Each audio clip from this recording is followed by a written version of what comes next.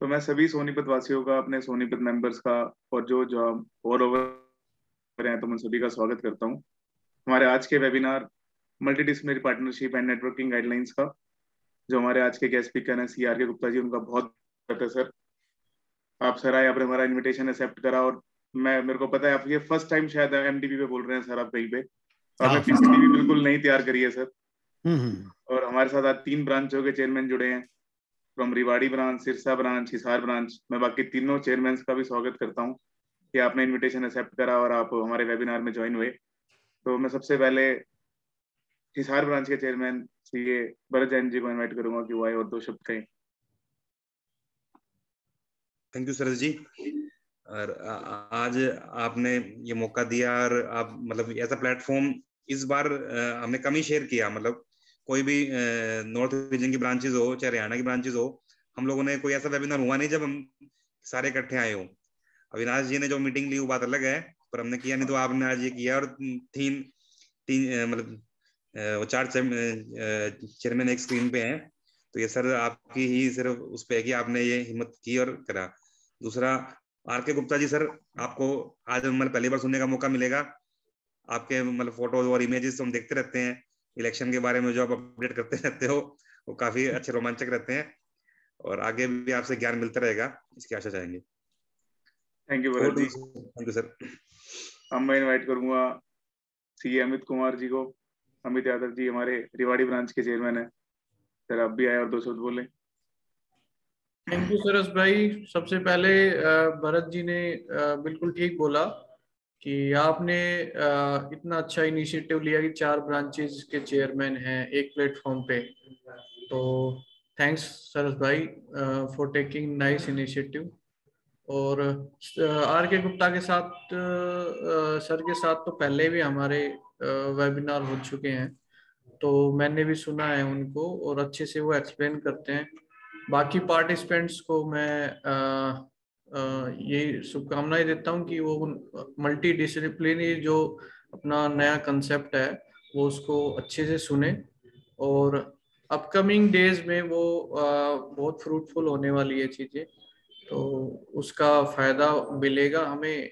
और जो बाकी फील्ड्स में, जैसे मेरी वाइफ भी कंपनी सेक्रेटरी है, तो मैं अब उनको इन्वॉल्व नहीं कर सकता, तो और भी किसी के घर में कोई रिलेटिव्स हो गए तो उसको साथ में ज्वाइंटली काम करते हैं, तो एक ही रूफ के नीचे सारी चीजें होती है, तो वो एक अच्छा पार्ट है।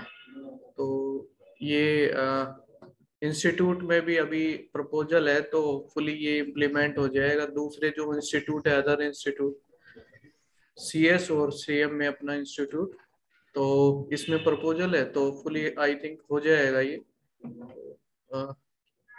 इसी आशा के साथ सभी को शुभकामनाएं देता हूँ कि वो अच्छे से सुने। और RK सर का धन्यवाद कि सर आप अपने कीमती समय निकालकर हमेशा हमें गाइड करते हैं और आते हैं। Thank you sir RK Gupta ji. Saras ji, thank you Amit ji. Thank you Amit ji, आपने बहुत अच्छा बोला। अब मैं रितुन साहवाला जी को इनवाइट करूंगा, सिरसा ब्रांच के चेयरमैन। सर आप भी यहाँ 2 शब्द कहें। Thank you Saras ji, and specially thanks for Sonipat branch members जो हमें सुनने के लिए अवेलेबल हुए हैं। And special thanks to RK Gupta sir.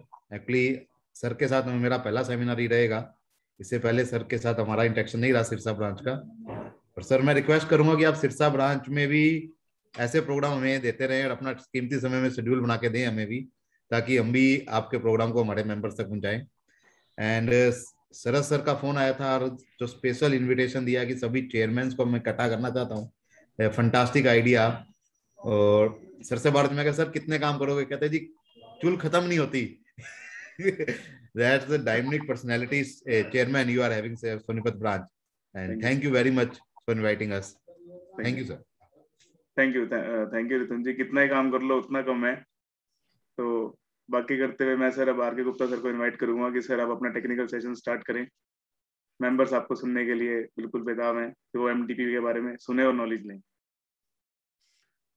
Thank you very much CA Saras Jain ji, chairman Sonipat branch, Amit Yadav ji, chairman Rewari branch, Ritun Sahuwala ji, chairman Sirsa branch, and Bharat Jain ji, chairman Hisar branch. Topic नया है। मेरा जो पीपीटी है वो भी जो इंस्टीट्यूट की गाइडलाइंस हैं उन पर बेस्ड है, जो एफएक्यू है उन पर बेस्ड है, और जो प्रीवियस इंटरैक्शंस में मेंबर्स ने क्वेश्चन पूछे हैं उन पर बेस्ड है। Basically it is a new concept. Foreign में ये कॉन्सेप्ट चल रही है। अभी being big brother, ICAI has taken this initiative of giving this guideline on formation of multidisciplinary partnership firms. ICSI, ICWI, they have yet to come with corresponding guidelines. और भी बहुत सारे प्रोफेशंस इन्वॉल्व हैं, architect हैं, advocates हैं, actuaries हैं।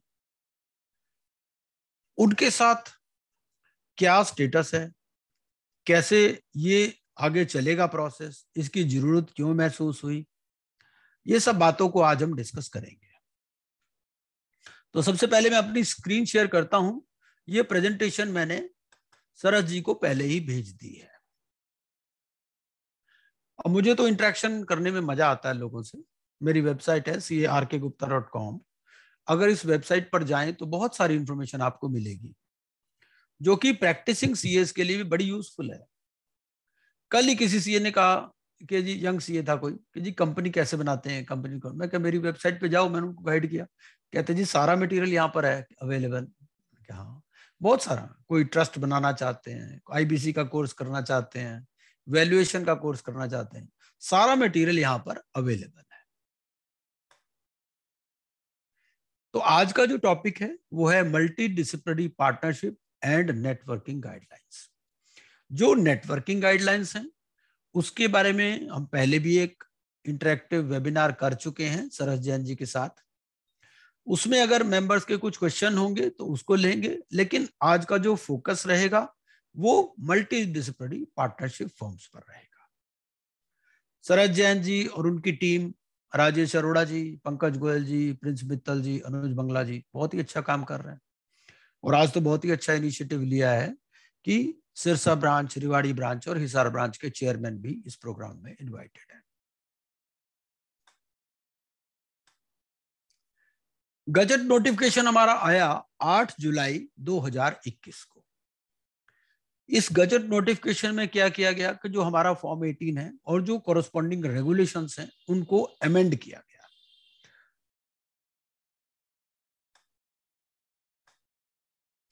ये हमारा फॉर्म 18 है। तो फॉर्म 18 पर जहां पर जो चार्टर्ड अकाउंटेंट्स के पर्टिकुलर्स होते थे, उसके अलावा अब जो भी आप जिन भी प्रोफेशनल्स को पार्टनर बनाना चाहते हैं उनके भी पर्टिकुलर्स यहां पर आएंगे। इनको 2 कैटेगरीज में बांटा है। पहली category chartered accountant, company secretary और कॉस्ट अकाउंटेंट, जो हमारे 3 प्रोफेशंस हैं। और उसके अलावा जो बाकी प्रोफेशंस हैं अदर देन दीज 3, मतलब 2 पार्ट में बांट दिया इसको। जो बाकी हैं, जो CA, CS या ICW, उनके लिए एक कैटेगरी, एक पर्टिकुलर दे दिया। और जो बाकी हैं जैसे आर्किटेक्ट हैं, एक्चुअरीज हैं, एडवोकेट्स हैं, उनके लिए अलग पर्टिकुलर्स दे दिए। क्योंकि फर्क क्या है कि वो यूनिवर्सिटी से गाइडेड होते हैं। जैसे इंजीनियर है तो इंजीनियर जो UGC से अप्रूव्ड यूनिवर्सिटी है उसके थ्रू बनते हैं। जो ये 3 बॉडीज हैं, CA, CS और ICWA, इनके लिए प्रोफेशनल इंस्टीट्यूट्स हैं, इसलिए ये क्लासिफिकेशन किया गया है। उसके बाद में डेट ऑफ फॉर्मेशन, ये सारी चीजें इसके अंदर है। हेड ऑफिस कहाँ होगा, ब्रांच कहाँ होगी।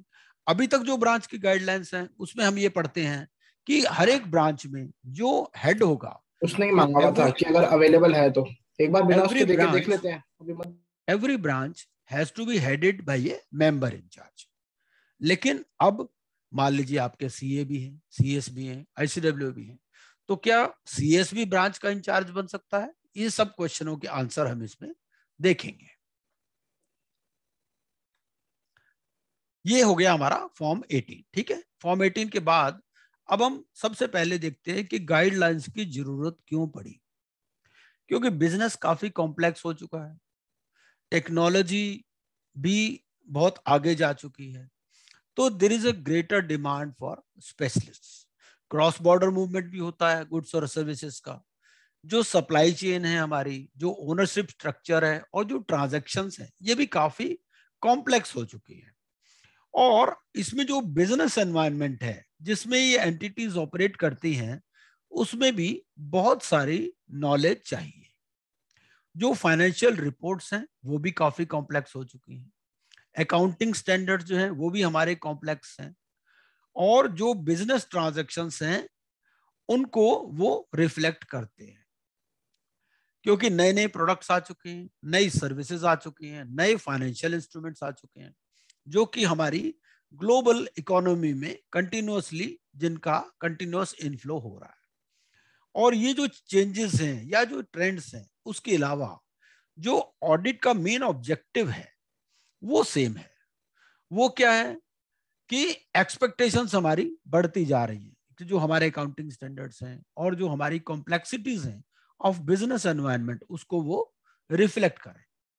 और कई बार क्या होता है कि जो फाइनेंशियल इंफॉर्मेशन है, हमें उस इंडस्ट्री स्पेसिफिक भी कुछ रूल्स हैं, कुछ उस इंडस्ट्री की भी स्पेसिफिक रिक्वायरमेंट्स होती हैं, जिसके हिसाब से हमें वो फाइनेंशियल स्टेटमेंट्स बनानी पड़ती हैं, और उसके लिए उन स्पेशलिस्ट्स की भी हमें जरूरत पड़ती है। तो अब ये जो कॉम्प्लेक्स एनवायरनमेंट है, ये जो चेंजेस हैं, इनको मीट करने के लिए, टेक्नोलॉजी के साथ अपने आप को अपडेट रखने के लिए नए नए टूल्स हमें यूज करने, जैसे data analytics, blockchain, artificial intelligence. और जो ऑडिट प्रोफेशन है, it also has to be conducive to such changes. अब इसके लिए हमें क्या है कि बहुत सारे स्किल्ड प्रोफेशनल्स की जरूरत है, जिनकी बैकग्राउंड डाइवर्स बैकग्राउंड की हो। क्योंकि आज की डेट में क्या हो रहा है कि जो ऑडिट वाले, जो ऑडिटर है, वो बेसिकली चार्टर्ड अकाउंटेंट है। तो chartered accountant come with a specific set of skills and they have got a definite background, mainly they are from commerce background. लेकिन ये जो डिफरेंट सिनेरियोज आ रहे हैं, जो डिफरेंट बिजनेस एनवायरनमेंट है, उस उनकी एक्सपेक्टेशंस को मीट करने के लिए we need people with diverse backgrounds. इसके लिए हमें मल्टी डिसिप्लिनरी पार्टनरशिप फर्म्स की जरूरत है। इसीलिए हमें क्या करना है कि एक मल्टी डिसिप्लिनरी अप्रोच रखनी है। उसकी मेथोडोलॉजी क्या होगी, उसका फ्रेमवर्क क्या होगा, उसमें सब्जेक्ट मैटर स्पेशलिस्ट कैसे आएंगे, जिनके पास एक स्पेसिफिक बैंडविड्थ हो कि जो इस जरूरत को पूरा कर सके, और जो कंटिन्यूअसली इवॉल्विंग मार्केट है उसके साथ वो इंटीग्रेट कर सके। इसीलिए हमारा institute it has come with guidelines for multi disciplinary partnership firms. तो ये जो मल्टी डिसिप्लिनरी पार्टनरशिप फर्म है, it is one of the best mechanisms to develop the skills, expertise and consistency needed for quality audits. तो अगर हमें quality audit करना है तो हमें we need people with diverse backgrounds. तो मल्टीडिसिप्लिनरी फर्म में क्या होगा, इसमें ऑडिट भी होगा और दूसरी सर्विसेज भी होंगी। जैसा कि आजकल भी हम देखते हैं कि जो सीए फर्म है, सीए फर्म में हम दोनों काम करते हैं, हम रेगुलेटरी वर्क भी करते हैं और अदर जो वैल्यू एडेड सर्विसेज हैं वो भी प्रोवाइड करते हैं। इसी तरह से जो मल्टीडिसिप्लिनरी फर्म होगी उसमें भी दोनों सर्विसेज दी जाएंगी, ऑडिट भी होगा और अदर सर्विसेज भी दी जाएगी by the same firm, which shall be provision of complete package of services by the firm. अब ये जो ग्रोथ है of multidisciplinary firms, it is congruent to the fast pace of change and specialized nature of business. बाहर के भी जो countries हैं जैसे जर्मनी, ऑस्ट्रेलिया, यूके और जो अदर यूरोपियन कंट्रीज हैं, इन्होंने भी ये मल्टी डिसिप्लिनरी पार्टनरशिप मॉडल को अपनाया है विद डिफरेंट कंडीशंस। अब ये जो हमारे चार्टर्ड अकाउंटेंट्स एक्ट है और जो चार्टर्ड अकाउंटेंट्स रेगुलेशंस हैं, इसको अमेंड किया गया to permit members of institute of chartered accountants to form multidisciplinary partnership forms, ठीक है, विद स्पेसिफाइड प्रोफेशनल्स ये प्रोफेशनल कौन कौन से हैं? Company secretary, cost accountant, advocate, actuary, architect और इंजीनियर।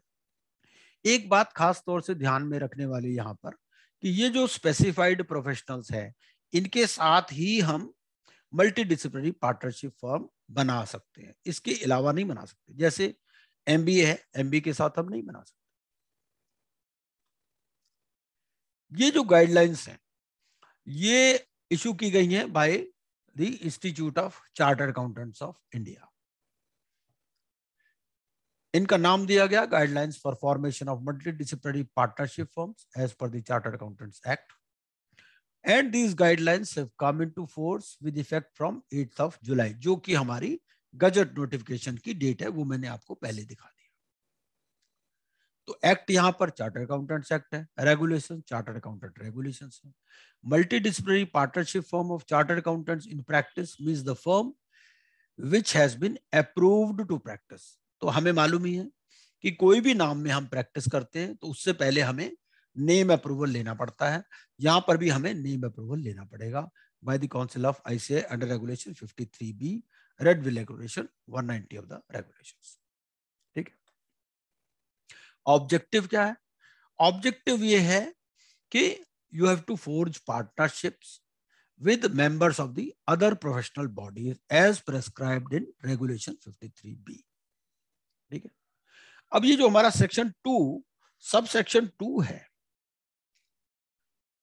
इस आईसीआई एक्ट का, ये क्या कहता है कि member of the institute shall be deemed to be in practice when individually और in partnership with chartered accountants in practice or in partnership with members of such other recognized professions as may be prescribed। तो ये जो word है ना, in partnership with members of such other recognized professions as may be prescribed, ये यहां पर important है। और ये कौन से प्रेस्क्राइब्ड है? ये वही है, CS, ICWA और CA, ये तीन। ठीक है। These guidelines shall apply only for MDPCAs in practice। तो ये सिर्फ जो प्रैक्टिसिंग सीएस है उन पर ही अप्लाई होती है, पहली बात ये ध्यान में रखनी है। As partnership along with the members of the professional bodies prescribed under regulation 53B of the regulations। तो जो COP होल्ड कर रहा है हमारा मेंबर, वही पार्टनरशिप बना सकता है, जो मेंबर इन सर्विस है वो नहीं बना सकता। Professionals prescribed for entering into partnership, कौन कौन से प्रोफेशनल्स प्रेस्क्राइब्ड है? इसका आंसर हमें मिलता है रेगुलेशन 53B में। वो क्या कहता है? रेगुलेशन 53 में कहता है company secretaries, cost accountant, advocate. Advocate कौन होते हैं? जो बार काउंसिल के मेंबर हैं। अगर आपने सिर्फ LLB का एग्जाम क्वालिफाई किया है तो आप एडवोकेट नहीं है जब तक आपके पास बार काउंसिल की मेंबरशिप नहीं है। अगर आपने LLB का एग्जाम क्वालिफाई किया तो आपको लॉयर कहते हैं, एडवोकेट तभी कहते हैं अगर आपने बार काउंसिल की मेंबरशिप ली है। इंजीनियर है, आर्किटेक्ट है और एक्चुअरीज है। तो ये स्पेसिफाइड प्रोफेशंस हैं। इनके अलावा आप किसी के साथ पार्टनरशिप इवन MDP में भी नहीं कर सकते। ठीक है। और जो हमारा फॉर्म 18 है, फॉर्म 18 में भी 2 पार्ट्स दिए गए। पहले पार्ट में कंपनी सेक्रेटरीज और कॉस्ट अकाउंटेंट को रखा गया क्योंकि वो इंस्टीट्यूट से गवर्न है। जो दूसरे वाले हैं बाकी वो यूनिवर्सिटी से गवर्न है, इसलिए उनको अलग रखा गया। पार्टनरशिप विद कंपनी सेक्रेटरीज, अगर हम कंपनी सेक्रेटरीज एक्ट को देखें तो वहां पर भी सिमिलर प्रोविजन है। जैसे हमारे यहाँ सेक्शन 2 सब सेक्शन 2 है, वहां पर सेक्शन 2(1)(c) है। वो क्या कहता है? वो भी यही कहता है कि भाई कंपनी सेक्रेटरी कौन है? Company secretary means a person who is A member of the institute. ठीक है। जो प्रैक्टिस करता है, जो ये सर्विसेज देता है। इन सर्विसेज में बहुत सारी सर्विसेज हैं, इसके हम डिटेल में, ये तो आप पढ़ लीजिएगा। शेयर ट्रांसफर एजेंट है, इशू हाउस, ये सब चीज। ठीक है। जो क्लॉज 4 है of part 1 of first schedule to the company secretary act, ये क्या कहती है कि प्रोफेशनल मिसकंडक्ट। अब बात इसमें आएगी कि भाई आपने मल्टी डिसिप्लिनरी पार्टनरशिप फर्म तो बना ली, अब मान लो कोई मिसकंडक्ट कर दिया किसने, तो कौन उसको देखेगा? पहली बात तो ये है कि जैसे हमारा इंस्टीट्यूट है ऐसे ही दूसरे भी इंस्टीट्यूट है। हमारे इंस्टीट्यूट में क्या है कि प्रोफेशनल मिसकंडक्ट हमेशा मेंबर करता है, फर्म नहीं करती, ठीक है। तो जो डिसिप्लिनरी मैकेनिज्म है वो मेंबर पर ही अप्लाई होता है। इसी तरह से जो दूसरे इंस्टीट्यूट्स हैं उसमें भी सिमिलर प्रोविजन है। अब वहां प्रोफेशनल मिसकंडक्ट क्या कहा गया? ये कहा गया कि भाई अगर आप किसी कंपनी सेक्रेटरी के अलावा किसी मेंबर के साथ पार्टनरशिप कर लेते हैं तो वो मिसकंडक्ट माना जाएगा, अगर वो प्रेस्क्राइब्ड नहीं है, ठीक है। कंपनी सेक्रेटरी एक्ट क्या कहता है कि भाई अगर कोई कंपनी सेक्रेटरी किसी भी कंपनी सेक्रेटरी के अलावा किसी प्रोफेशनल के साथ पार्टनरशिप करता है तो वो प्रोफेशनल मिसकंडक्ट में आएगा अदर देन प्रेस्क्राइब्ड। और प्रेस्क्राइब्ड में क्या कहा गया कि भाई आप इंस्टीट्यूट ऑफ चार्टर्ड अकाउंटेंट्स वालों के साथ कर सकते हो, ठीक है। तो उसका रेगुलेशन, ये रेगुलेशन 168B है of the company secretaries regulations. तो इसमें क्या कहा गया? इसमें कहा गया कि भाई a person shall be A member of any of the following professional bodies institute of chartered accountant. इसका मतलब कि जो कंपनी सेक्रेटरी है वो सीए के साथ में पार्टनरशिप कर सकता है। इसलिए जो एमडीपी, जो multi disciplinary partnership form CS in practice हैं, ये सीएस जो हैं उस इंस्टीट्यूट के मेंबर्स के साथ में पार्टनरशिप कर सकते हैं। तो ये प्रोफेशनल मिसकंडक्ट नहीं माना जाएगा। ऐसा ही प्रोविजन कॉस्ट अकाउंटेंट्स में भी है। पहले जैसे यहां पर सेक्शन 2.2 है, यहां पर सेक्शन 2.1B है कॉस्ट अकाउंटेंट्स एक्ट में, कॉस्ट एंड वर्क्स अकाउंटेंट्स। उसमें क्या कहा गया कि कॉस्ट अकाउंटेंट कौन है? कॉस्ट अकाउंटेंट वो है जो ये काम करता है, ठीक है। ये डिटेल में हम नहीं जा रहे। तो फिर यहां पर भी ऐसा ही प्रोविजन आया कि मिसकंडक्ट हो जाएगा अगर आप अदर देन आईसीडब्ल्यू के साथ पार्टनरशिप करते हैं, अदर देन प्रेस्क्राइब्ड। और प्रेस्क्राइब्ड में कह दिया भैया सीए के साथ आप कर सकते हो, ठीक है। तो जो एमडीपी सीए इन प्रैक्टिस हैं ये पार्टनरशिप कर सकते हैं with members of the institute of cost accountants of India, ठीक है। अब एडवोकेट्स एक्ट देख लेते हैं। एडवोकेट में क्या कहा गया? एडवोकेट में कहा गया कि भाई कौन है वो जो, अब इसमें ये कहा गया कि भाई एडवोकेट शैल नॉट, ये थोड़ा डिफरेंट है एडवोकेट्स एक्ट में। वहां पर क्या कहा गया? वहां ये कहा गया कि an advocate shall not enter into partnership और any other arrangement for sharing remuneration with any person और legal practitioner who is not an advocate. तो एडवोकेट सिर्फ एडवोकेट के साथ ही पार्टनरशिप कर सकता है। हमारा एक्ट क्या कहता है? हमारा जो एमडीपी गाइडलाइंस है वो कहती है कि भाई आप एडवोकेट के साथ एमडीपी कर सकते हो, लेकिन एडवोकेट्स एक्ट इसको अलाउ नहीं करता, ठीक है। तो बार काउंसिल के रूल्स को भी अमेंड करना पड़ेगा। जब तक बार काउंसिल के रूल्स अमेंड नहीं होते तब ये जो एमडीपीसीएस हैं ये पार्टनरशिप नहीं कर सकते with an advocate who is A member of the bar council of India.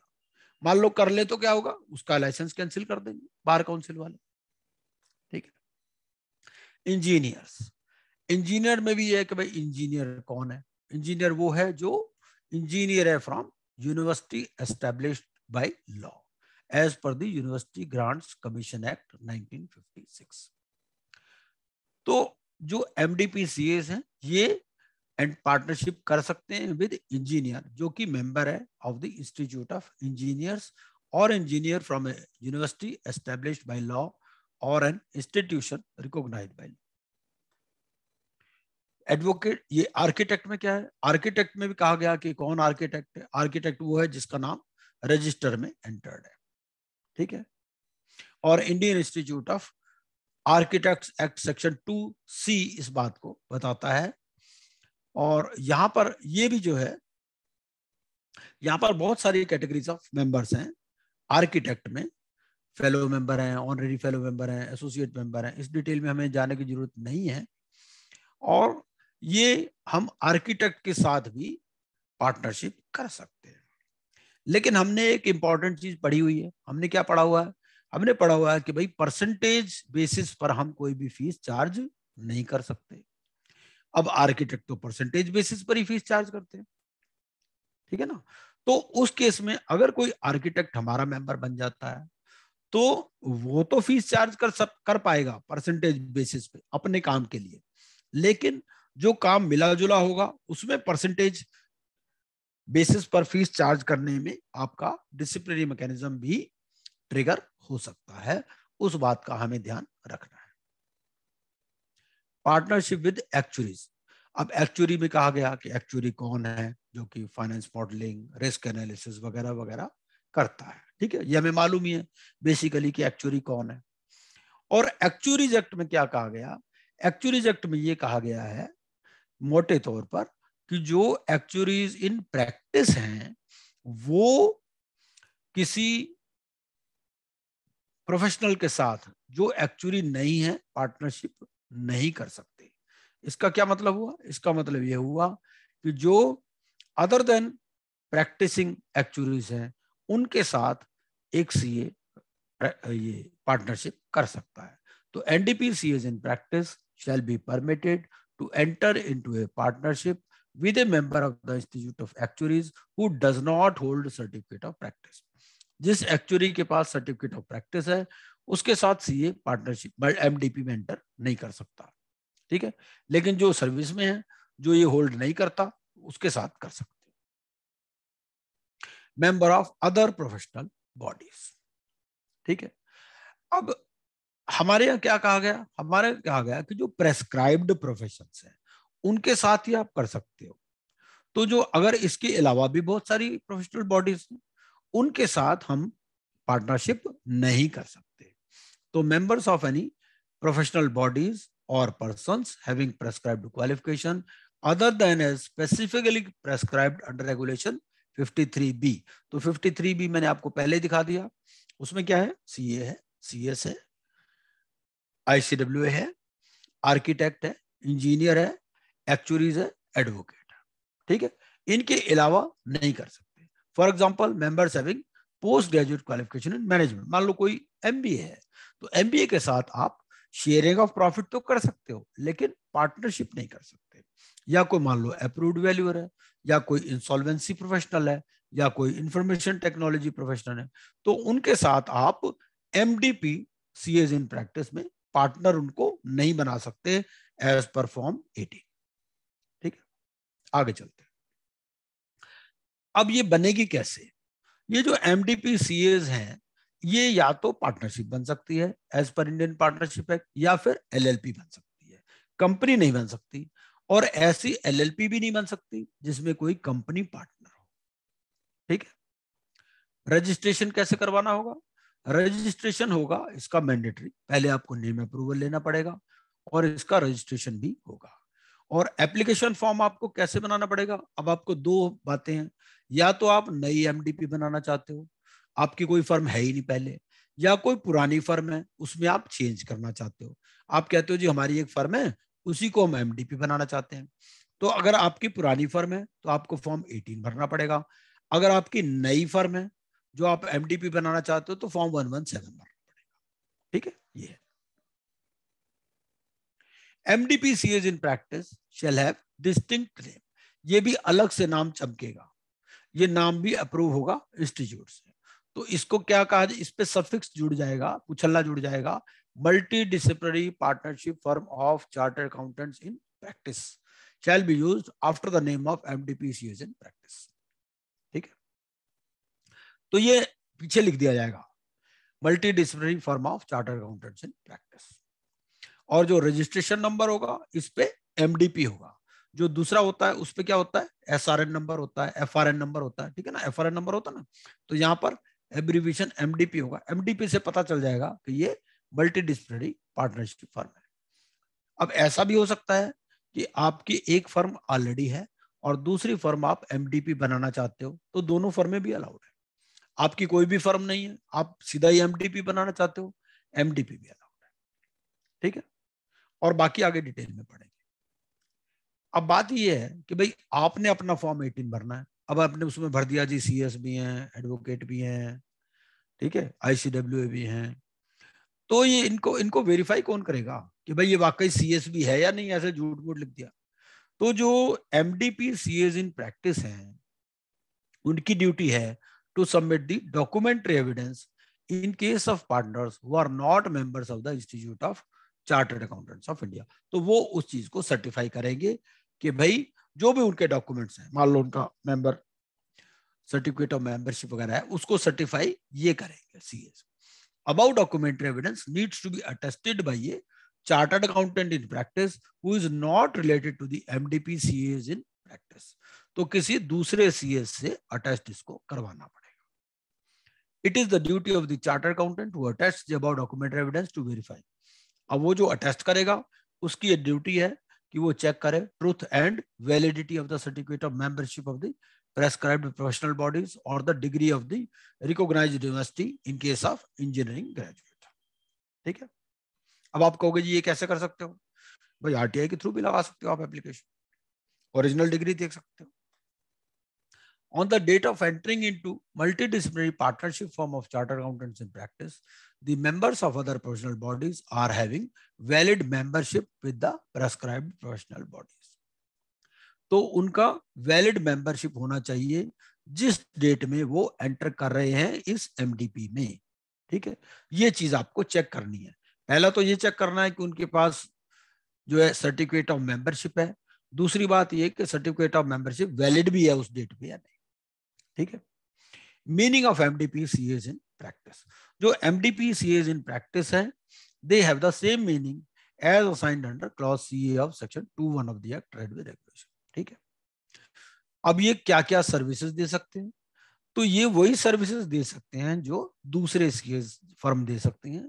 तो MDP CS in practice can render all services, जो भी सेक्शन 2 सब सेक्शन 2 में दिया गया है रेड विद रेगुलेशन 190A, मतलब रेगुलेटरी सर्विसेज भी, ऑडिट अटेस्ट फंक्शन भी, और अदर जो वैल्यू एडेड सर्विसेज हैं, ये सारे सर्विसेज एमडीपीसीएस इन प्रैक्टिस भी दे सकते हैं। ऑडिट, ऑडिट में क्या है सेक्शन, अब हमें सेक्शन 141(1) भी देखना पड़ेगा क्योंकि ऑडिट तो एक बहुत इंपॉर्टेंट काम है हमारे लिए। तो section 141(1) of the companies act क्या कहता है कि भाई कौन ऑडिटर अपॉइंट हो सकता है। ऑडिटर वही अपॉइंट हो सकता है या तो वो चार्टर्ड अकाउंटेंट हो, या अगर कोई फर्म है तो उसमें जो मेजॉरिटी ऑफ पार्टनर्स हैं वो चार्टर्ड अकाउंटेंट होने चाहिए। They should be qualified for appointment as aforesaid.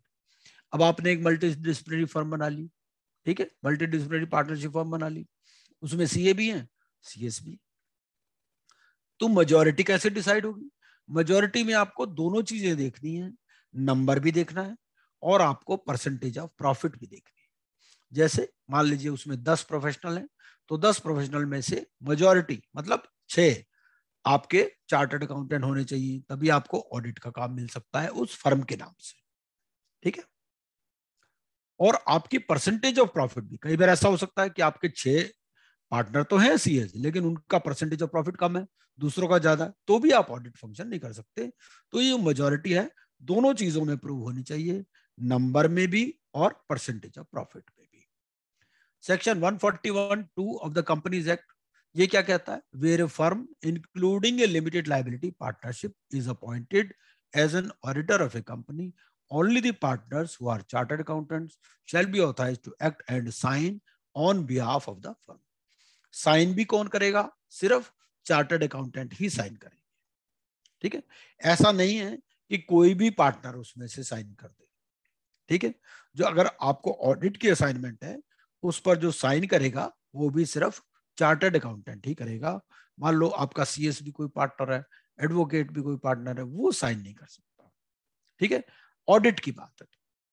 Accordingly MDP CS in practice is not eligible for statutory audit under the companies act in case majority of its partners are non CS. ऐसा भी हो सकता है ना, मान लो 4 CS हैं और बाकी 6 दूसरे हैं, 2 सीएस हैं, 2 आईसीडब्ल्यू हैं, 2 एडवोकेट्स हैं, तो फिर उस केस में उनको स्टैट्यूटरी ऑडिट नहीं मिलेगा। मेजॉरिटी होनी चाहिए, नंबर में भी और percentage of profit. In case MDPCAs in practice is appointed as an auditor to conduct audit of financial statements under the Companies Act, it is the responsibility of the MDPCAs in practice to ensure that majority of its partners are chartered accountants, failing which necessary disciplinary action as per the Act and regulations will be taken on all the partners who are chartered accountants. अब बात ये है कि जो disciplinary action है ये भी जो हमारे रिस्पेक्टिव इंस्टीट्यूट्स है वही ले सकते हैं। भाई हमने किसी सीएस को पार्टनर बना लिया तो सीएस पे हमारा इंस्टीट्यूट तो एक्शन ले नहीं पाएगा, ठीक है ना। सीएस पे कौन एक्शन लेगा? उनका इंस्टीट्यूट। तो ये कहते हैं कि भाई हम डिसिप्लिनरी एक्शन लेंगे किन पे? जितने भी पार्टनर है जो चार्टर्ड अकाउंटेंट है। ऐसा भी हो सकता है कि आपके पार्टनर मेजोरिटी में नहीं थे, फिर भी आपने ऑडिट कर लिया, तो आप पर डिसिप्लिनरी एक्शन होगा, ठीक है। इसकी रिस्पॉन्सिबिलिटी किसकी है? क्योंकि कई बार क्या होता है कि बीच में मान लीजिए किसी पार्टनर की डेथ हो गई, कोई पार्टनर रिजाइन कर गया, तो आपको देखना है कि जो कट ऑफ डेट है उस डेट में कौन वो हमारी मेजोरिटी थी या नहीं थी। ये सारी चीजें फाइन ट्यून होगी जैसे जैसे प्रैक्टिकल सिनेरियोस आएंगे।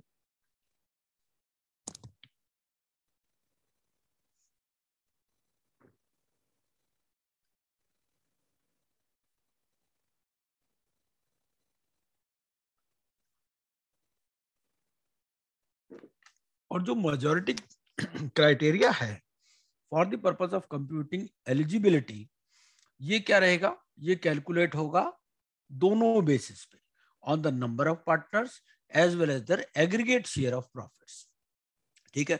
50% से ज्यादा का प्रॉफिट होना चाहिए, 50% से ज्यादा के पार्टनर होने चाहिए, so that majority criteria is clearly established, ठीक है। क्लियर है? आगे चलते हैं। It is to be noted that partners, क्योंकि अब इसमें क्या दोनों तरह से पार्टनरशिप हो सकती है, पार्टनरशिप एक्ट में भी हो सकती है और एलएलपी एक्ट में भी हो सकती है। एलएलपी एक्ट में हमें क्या देखना है कि सिर्फ कोई कंपनी उस एलएलपी का पार्टनर ना हो, ठीक है ना। एलएलपी एक्ट में भी जो इंडिविजुअल्स है वही उसके पार्टनर होने चाहिए, क्योंकि जो पार्टनरशिप एक्ट है उसमें तो जॉइंट एंड सेवरल लायबिलिटी है, लेकिन जो लिमिटेड लायबिलिटी पार्टनरशिप है उनमें तो लिमिटेड लायबिलिटी है। तो keeping both the aspects into consideration the above conditions for majority share apply, इसीलिए ये दोनों कंडीशन रखी गई हैं, क्योंकि दोनों ही एक्ट्स में हमारी पार्टनरशिप हो सकती है, इंडियन पार्टनरशिप एक्ट में भी हो सकती है और एलएलपी एक्ट में भी हो सकती है। अब जहां तक सीलिंग की बात है, भाई हमारे यहाँ सीलिंग भी है कि भाई इससे ज्यादा नंबर ऑफ ऑडिट्स आप नहीं कर सकते। तो जो प्रैक्टिसिंग चार्टर्ड अकाउंटेंट्स हैं सिर्फ उनको ही कंसिडर किया जाएगा, ठीक है। आपको सारे पार्टनर के हिसाब से नहीं मानना।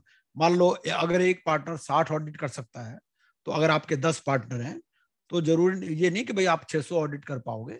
आप जो है जितने आपके सीएस हैं उतने ही ऑडिट कर पाओगे। मान लो 6 है तो 6 में 360, इस तरह से एग्जाम्पल के लिए, ठीक है। तो जो कंप्यूटेशन है सीलिंग की, अगर वो पर पार्टनर है तो जो प्रैक्टिसिंग चार्टर्ड अकाउंटेंट है उनको ही कंसिडर किया जाएगा। जो अदर देन सीएस हैं, जो दूसरे पार्टनर हैं, उनको कंसिडर नहीं किया जाएगा। उसके बाद और भी बहुत सारी बातें आती हैं। शेयरिंग ऑफ प्रॉफिट्स कैसे होगा, एडमिनिस्ट्रेशन कैसे होगा, मैनेजमेंट कैसे होगा, फंक्शनल रिस्पॉन्सिबिलिटी कैसे होगी। तो इसमें ये कहा भाई आप पार्टनरशिप डीड में जो चाहो लिखो, ये आपके डिस्क्रिप्शन है to decide the share of profit of each partner, ठीक है। आप ऐसा भी कर सकते हो कि सीएस का शेयर ऑफ प्रॉफिट कम हो, ऐसा भी हो सकता है, तो उस केस में भी आप चला सकते हो। लेकिन क्या होगा, आपको ऑडिट नहीं अलाउड होगा, ऑडिट के अलावा तो बाकी काम आप कर ही सकते हो, ठीक है ना। और ऐसा भी हो सकता है जैसे आज तो ये एमडीपी सीएस है, ऐसे एमडीपी सीएस इन प्रैक्टिस भी आएंगे, MDP cost accountants in practice भी आएंगे। अब उसमें क्या होगा, वो कहेंगे जी हम सीएस वाले, जो सीएस के लिए भी कुछ एलोकेटेड फंक्शंस है ना, जैसे शेयर ट्रांसफर एजेंट वगैरह के काम है, या और बहुत सारे काम है, या कोई कंप्लायंस रिलेटेड काम है, तो वो ये कहेंगे भाई ये तो सिर्फ सीएस ही कर सकता है। तो उस केस में कहेंगे भाई मेजॉरिटी जो है वो सीएस की होनी चाहिए। इसी तरह से ये अभी कॉन्सेप्ट है हमारे इंस्टीट्यूट की तरफ से जो फ्लोट किया गया है। ऐसे ही गाइडलाइंस उन इंस्टीट्यूट्स की भी आनी है जो कंपनी सेक्रेटरीज हैं, कॉस्ट अकाउंटेंट्स, वो अपने हिसाब से गाइडलाइंस बनाएंगे नेचुरली, क्योंकि उनका भी कुछ एक्सक्लूसिव डोमेन है। जैसे जो कॉस्ट अकाउंटेंट्स है उसमें कॉस्ट ऑडिट वो कर सकते हैं, कॉस्ट ऑडिट जो चार्टर्ड अकाउंटेंट तो नहीं कर सकता, ठीक है ना। तो उस तरह से उसको बनाएंगे। हमारे इंस्टीट्यूट ने जो बनाया है हम वो पढ़ रहे हैं। और जो फंक्शंस हैं, पावर्स हैं, authorities, duties, rights, responsibilities, liabilities and disputes, ये कैसे डिसाइड होंगे, ये पार्टनरशिप डीड में डिसाइड होंगे, ठीक है। रिकॉन्स्टिट्यूशन, मान लीजिए किसी की रिटायरमेंट हो जाती है, कोई नया एडमिशन हो जाता है, डेथ हो जाता है, तो वो कैसे होगा? अभी भी तो होता ही ना रिकॉन्स्टिट्यूशन। तो उस केस में आपको फॉर्म 18 भरना पड़ेगा with in 30 days of such change, ठीक है। आगे, तो it is the responsibility of the continuing partners to satisfy the conditions as prescribed in regulation 190 in case of admission, retirement and death of partners. ठीक है, तो ये किसकी responsibility रहेगी? कंटिन्यूइंग पार्टनर्स की।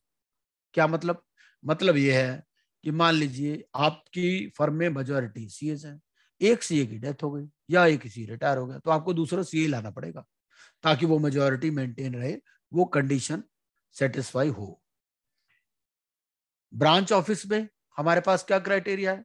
ब्रांच ऑफिस में ये है कि भाई एक फर्म ऑफ चार्टर्ड अकाउंटेंट एक से ज्यादा ब्रांचेस खोल सकते हैं, लेकिन हर ब्रांच का जो हेड है वो चार्टर्ड अकाउंटेंट ही होना चाहिए।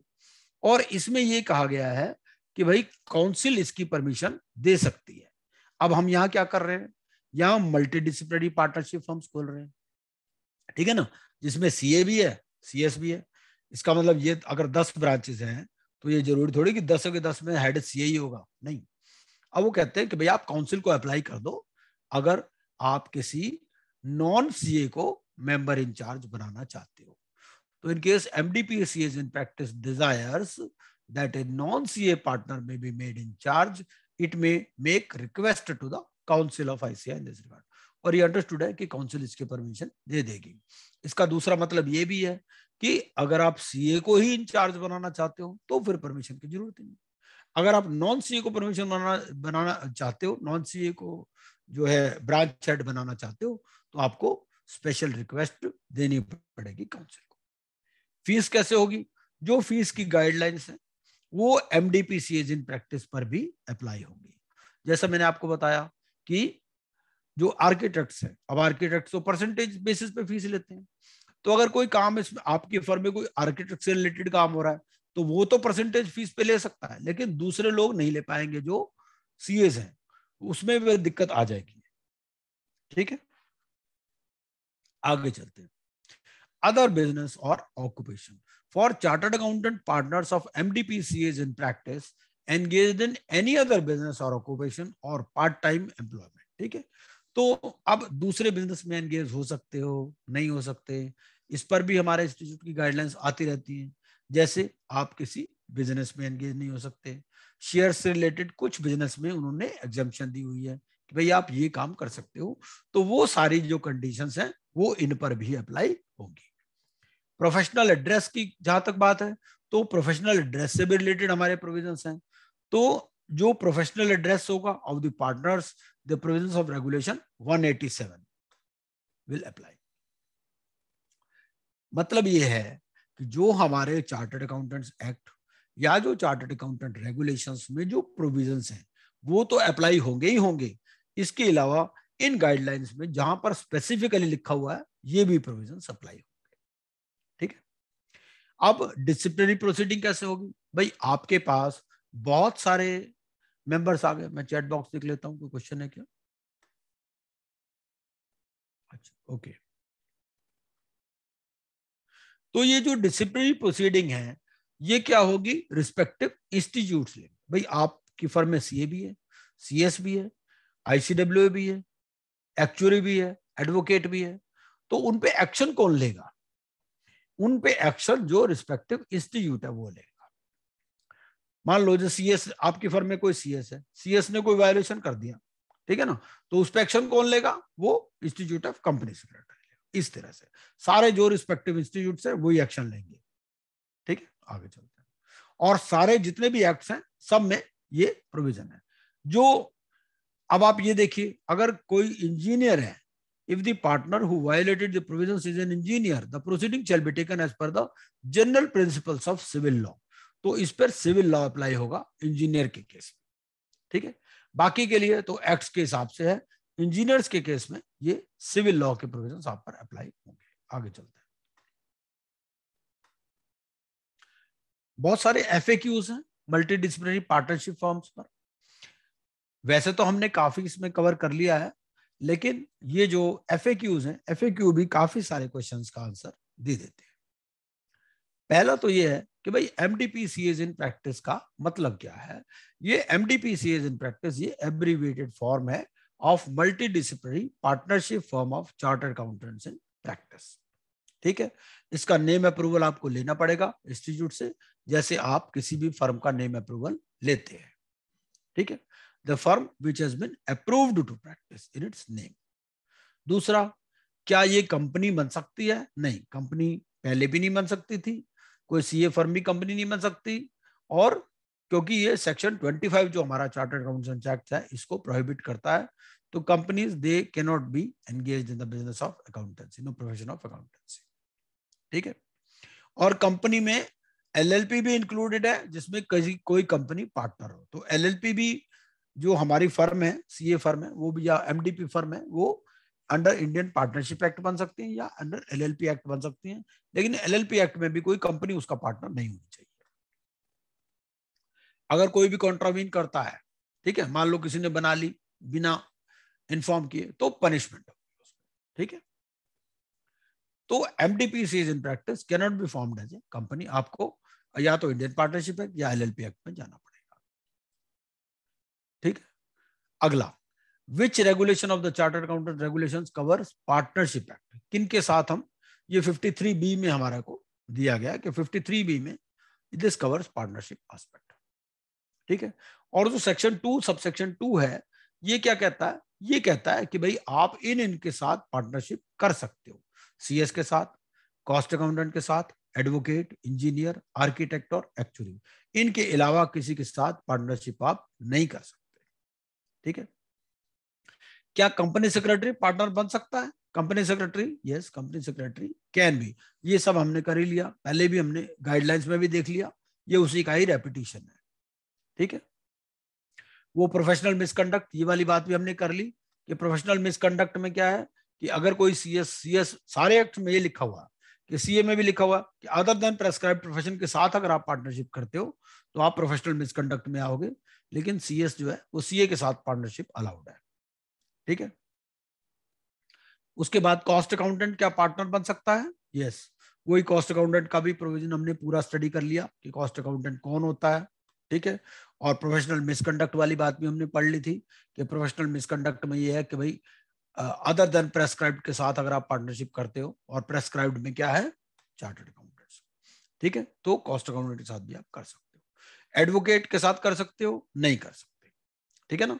N advocate shall not enter into partnership और any other arrangement for sharing remuneration with any person और legal practitioner who is not an advocate. ठीक है।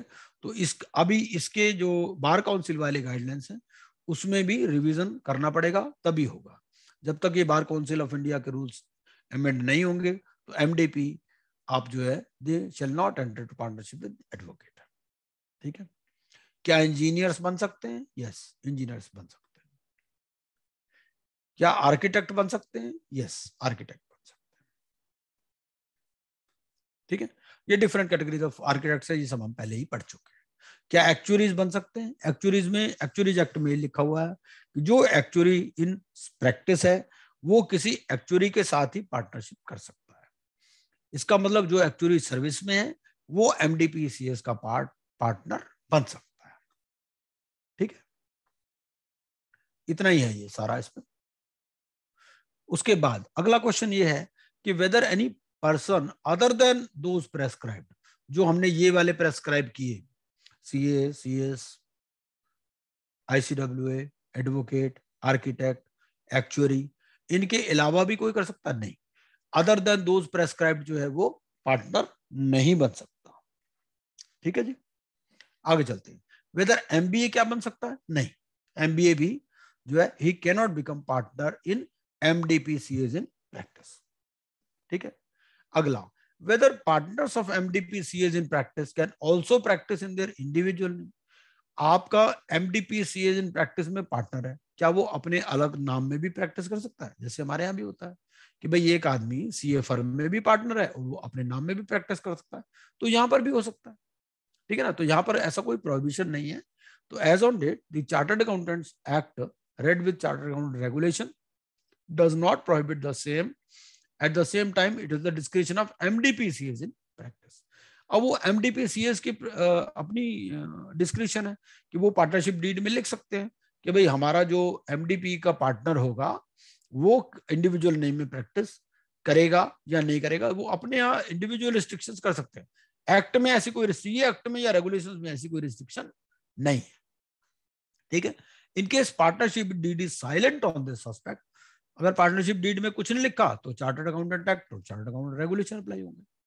ठीक है, फीस कैसे शेयरिंग होगी, फीस के बारे में भी पार्टनरशिप डीड में लिखेंगे अपने आप, कैसे फीस शेयरिंग करेंगे। डिस्प्यूट कैसे सेटल होंगे, डिस्प्यूट जैसे पार्टनरशिप डीड में लिखा है वैसे ही सेटल होंगे या एलएलपी एक्ट। प्रोफेशनल क्वालिफिकेशन जो मेंबर नहीं है आईसीआई के वो कैसे वेरीफाई होंगे, भैया आपने फॉर्म 18 में भर दिया ये सीएस है, अब वो सीएस है या नहीं है कैसे पता चलेगा। तो जो it is the duty of MDP CS in practice to submit documentary evidence in case of partners who are not the members of ICAI, ये उनकी ड्यूटीज है। ठीक है, और ये जो डॉक्यूमेंट्री एविडेंस है ये ऐसे सीए से सर्टिफाई कराना पड़ेगा जो उस एमडीपी सीए इन प्रैक्टिस से रिलेटेड ना हो, मतलब उस फर्म का पार्टनर ना हो या उस फर्म से रिलेटेड ना हो, कोई इंडिपेंडेंट सीए हो, और उसकी ड्यूटी है कि वो उसकी ट्रुथ और वैलिडिटी सर्टिफिकेट चेक करे, दोनों चीजें चेक करे, मेंबरशिप भी चेक करे और वैलिडिटी भी चेक करे आज की डेट में वैलिड है या नहीं है।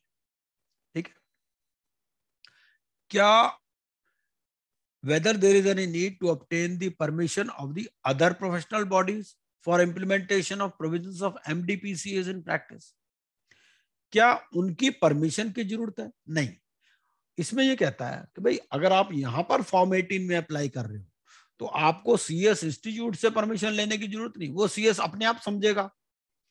भाई सीएस जो है, सीएस अगर पार्टनर बन रहा है, कल को उसका कुछ पंगा हो जाता है, उस पर कोई डिसिप्लिनरी प्रोसीडिंग शुरू हो जाती है, तो उसका इंस्टीट्यूट तो कह देगा भैया तुम कैसे ये क्या कर रहे हो, हमने तो कोई ऐसी गाइडलाइन इशू की नहीं। लेकिन हमारा इंस्टीट्यूट तो ये कहता है कि भाई वहां से परमिशन की जरूरत नहीं है, क्योंकि एक्ट में लिखा ही हुआ है, सीएस एक्ट में भी लिखा हुआ है कि आप चार्टर्ड अकाउंटेंट के साथ पार्टनरशिप कर सकते हो। तो whether a CA partner of MDP CS in practice can become partners in other firms और एंगेज इन अदर ऑक्यूपेशन, जो एमडीपी सीएस इन प्रैक्टिस का जो पार्टनर है क्या वो दूसरी फॉर्म्स में पार्टनर बन सकता है या किसी दूसरे ऑक्यूपेशन में एंगेज हो सकता है, बन सकता है। ठीक है, as per the partnership deed. अगर कोई चार्टर्ड अकाउंटेंट है, ठीक है, तो अगर वो किसी दूसरे बिजनेस में एंगेज होना चाहता है तो उसका जवाब कहां मिलेगा, रेगुलेशन 190A और रेगुलेशन 191, जिसमें ये कहते हैं कि भाई आप मैनेजमेंट कंसल्टेंसी दे सकते हो, इस टाइप की सर्विसेज आप टीचिंग से रिलेटेड सर्विसेज दे सकते हो। ठीक है ना, और कुछ सर्विसेज वो प्रोहिबिट भी है, भाई ऐसा नहीं कि आप कोई प्रॉपर्टी डीलर बन जाओ।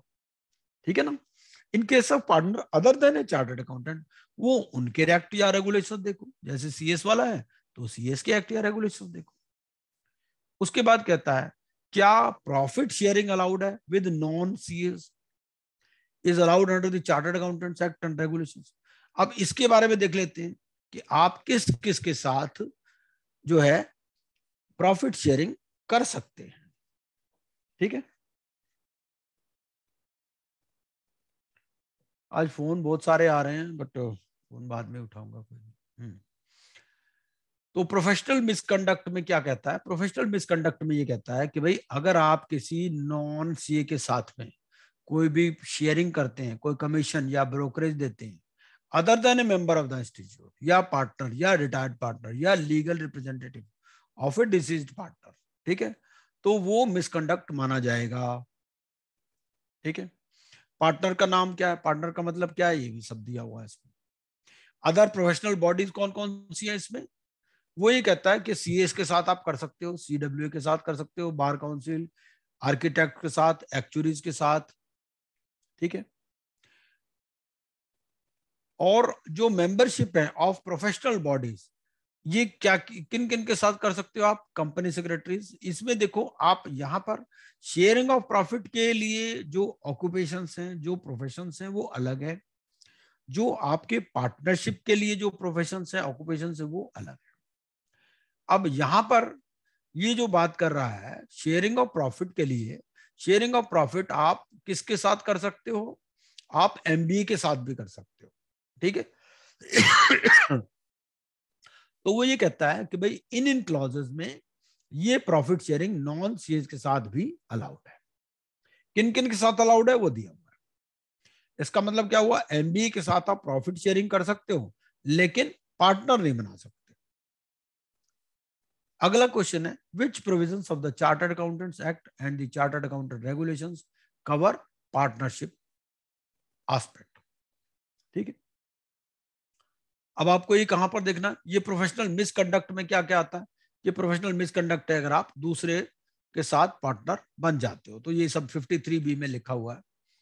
लेकिन इनके साथ अगर बनते हो तो वो आपका प्रोफेशनल मिसकंडक्ट नहीं आएगा। ये वही है, company secretary, cost accountant, advocate, architect और एक्चुअरीज। ठीक है, उसके बाद ये कहता है कि प्रॉफिट शेयरिंग कहां पर लिखा है, जो कौन सा रेगुलेशन है जिसमें प्रॉफिट शेयरिंग लिखा है, तो हमारा रेगुलेशन 53A(1) है, कि जिसमें प्रॉफिट शेयरिंग लिखा है कि प्रॉफिट शेयरिंग आप किस किस के साथ कर सकते हो। तो ये हमने लिख दिया।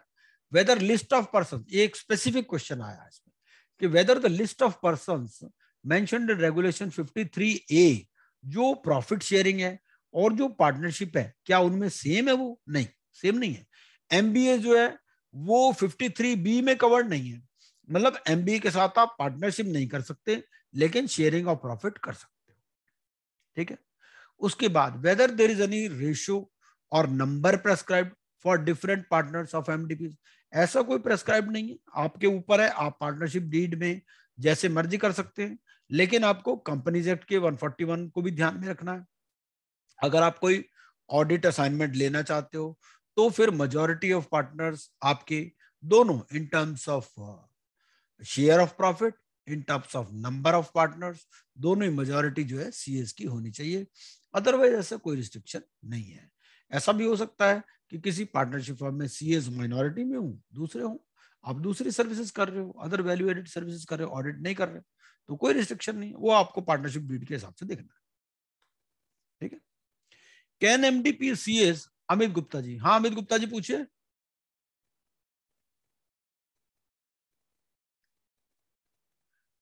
अमित गुप्ता जी कुछ पूछना चाह रहे हैं, पूछ सकते हैं भाई, वो तो इनको देखना है। शरद जी आप इनको अनम्यूट कर सकते हैं। हाँ जी, 1 मिनट, मैंने अनम्यूट कर दिया सर, किसी को क्वेरी तो पूछ सकता है वो। हाँ अमित जी पूछिए, क्या पूछना चाह रहे हैं। कई बार गलती से भी हैंड रेज हो जाता है, कोई बात नहीं, बाद में इकट्ठा पूछ लेंगे। अगर कुछ पूछना चाहते हैं तो पूछ सकते हैं। अभी भी किसी को क्वेश्चन हो तो पूछ सकता है, मैंने अनम्यूट करा हुआ है सभी को, इन बिटवीन भी कोई पूछ सकता है अभी। हाँ हाँ बिल्कुल बिल्कुल। वैसे शरद जी ठीक चल रहा है प्रोग्राम? हाँ बढ़िया सर, बढ़िया है ना। हाँ very nice sir, very nice, मजा आ रहा है। अच्छा जी, हाँ जी हाँ जी करिए सर, कंटिन्यू करिए। मैं तो बिल्कुल सिंपल भाषा में समझाता हूँ इसीलिए, ताकि बिल्कुल समझ में आ जाए है क्या चीज है। नहीं नहीं सर, आप करिए, कंटिन्यू करिए। हाँ जी प्लीज, हाँ जी ठीक है जी। तो किसी के भी कोई क्वेश्चन हो तो बाद में हम थोड़ी देर बाद क्वेश्चन आंसर भी ले लेंगे। ठीक है जी, 5:30 तक इसको कंटिन्यू करते हैं, 5:30 के बाद क्वेश्चन आंसर ले लेंगे। किसी का कोई इंपॉर्टेंट क्वेश्चन है तो वो बीच में भी पूछ सकता है, ऐसा कोई रिस्ट्रिक्शन नहीं है। हाँ जी, क्या जो MDP CS इन प्रैक्टिस है, अगर मेजॉरिटी नॉन CS है तो भी बना सकते हो क्या? बना सकते हो, कोई ऐसी रिस्ट्रिक्शन नहीं है। ठीक है ना, लेकिन ऑडिट आप नहीं कर पाओगे नेचुरली। ऑडिट अगर करना है तो मेजॉरिटी CA पार्टनर होना जरूरी है। ठीक है, अगला क्वेश्चन है, जो MDP CS इन प्रैक्टिस हैं, क्या वो एलिजिबल हैं for statutory audit in case majority of its partners are non CS? तो नेचुरली नहीं होंगे। ठीक है ना, और मेजॉरिटी भी दोनों तरह से चाहिए, शेयरिंग ऑफ प्रॉफिट में भी और नंबर ऑफ पार्टनर्स में भी। तो अगर आपने ऑडिट करना है तो मेजॉरिटी CS की जरूरत है, अदरवाइज मेजॉरिटी की कोई जरूरत नहीं है। ठीक है, वो फिर आपका 141 से चलता है। आगे चलते हैं, और कौन कौन से लोग जो हैं वो ऑडिट नहीं कर सकते वो भी इसके अंदर लिखा हुआ है। ठीक है ना, कोई officer employee of the company है, या कोई पर्सन है who is a partner who is in employment of an officer और एम्प्लॉय ऑफ द कंपनी। ठीक है, कोई सिक्योरिटी या इंटरेस्ट है अबाउट स्पेसिफाइड लिमिट।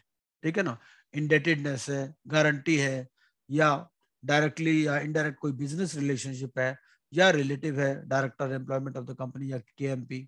तो उस केस में वो हमें पता ही है कि कौन कौन सी डिस्क्वालिफिकेशंस है फॉर बिकमिंग एन ऑडिटर, तो वो नहीं हो सकता, अदरवाइज तो बन ही सकते हो। अगला, accordingly MDP CS in practice is not eligible for statutory audit under the Companies Act in case majority of its partners are non-CS. ठीक है, अगला, how the majority of partners will be calculated, जिसका answer मैं पहले भी दे चुका हूं।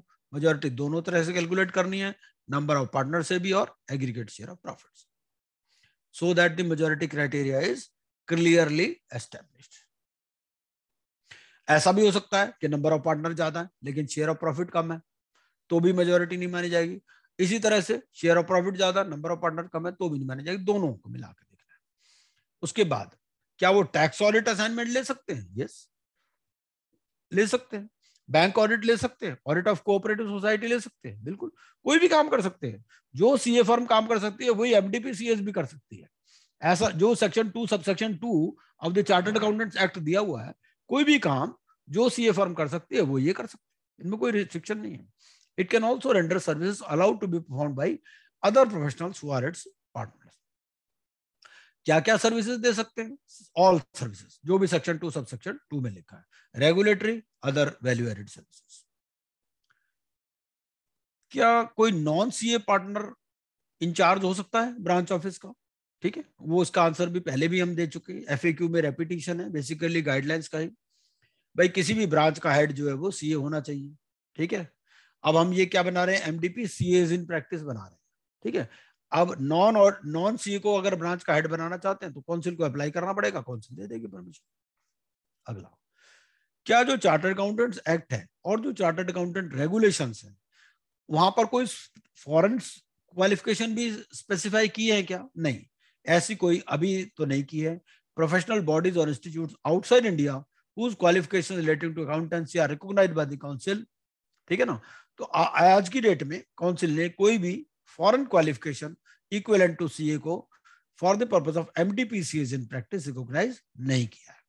ठीक है, तो जो इंडियन सीएस हैं वही एमडीपी सीएस का पार्ट बन सकते हैं। अगला क्वेश्चन है, which partner of MDP CS in practice will be responsible to supply information at the time of registration.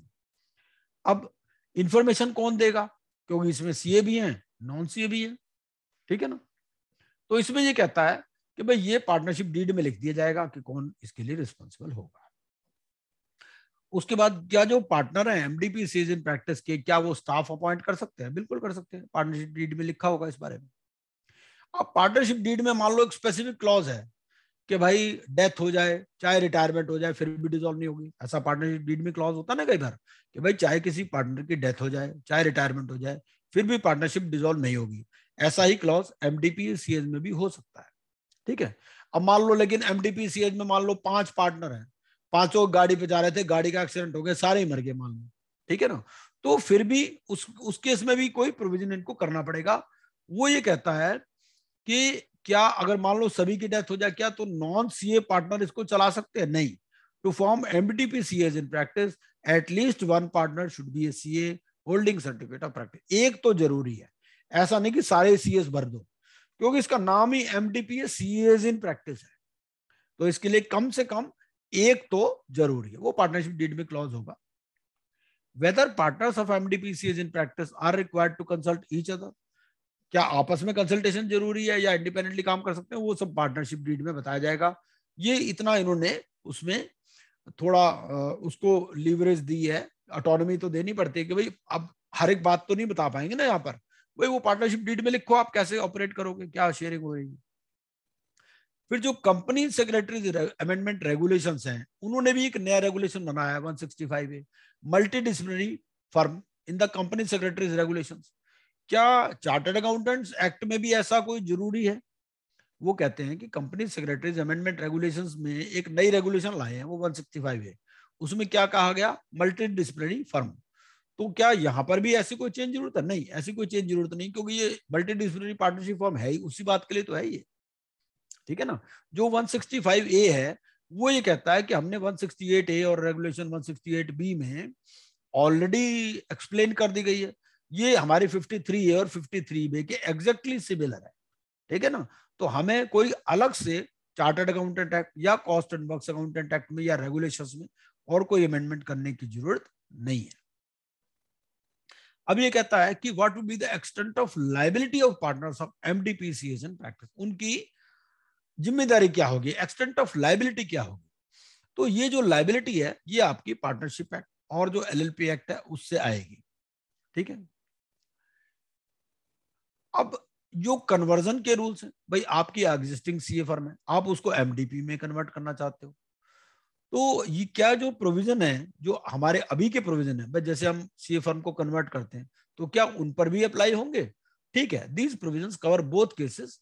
Existing CA firm को भी एमडीपी में कर सकते हो और आप नई एमडीपी भी बना सकते हो। उसके लिए वो प्रीफिक्स एमडीपी लगा देंगे उसके आगे, जैसे हमारे यहाँ अभी वो लगाते हैं ना एफआरएन, तो ऐसे ही यहाँ पर एमडीपी लगा देंगे, पता चल जाएगा ये एमडीपी फर्म है। नई भी बना सकते हो और पुरानी को भी आप कन्वर्ट कर सकते हो, दो फर्में भी बना सकते हो, सीए फर्म अलग चलती रहे, वो अलग चलती रहे, ऐसा भी हो सकता है, क्योंकि आपको एम्पैनलमेंट वगैरह में तो कुछ वो आपको भी कुछ एक्स्ट्रा एडवांटेज तो दे नहीं रहे, ठीक है ना।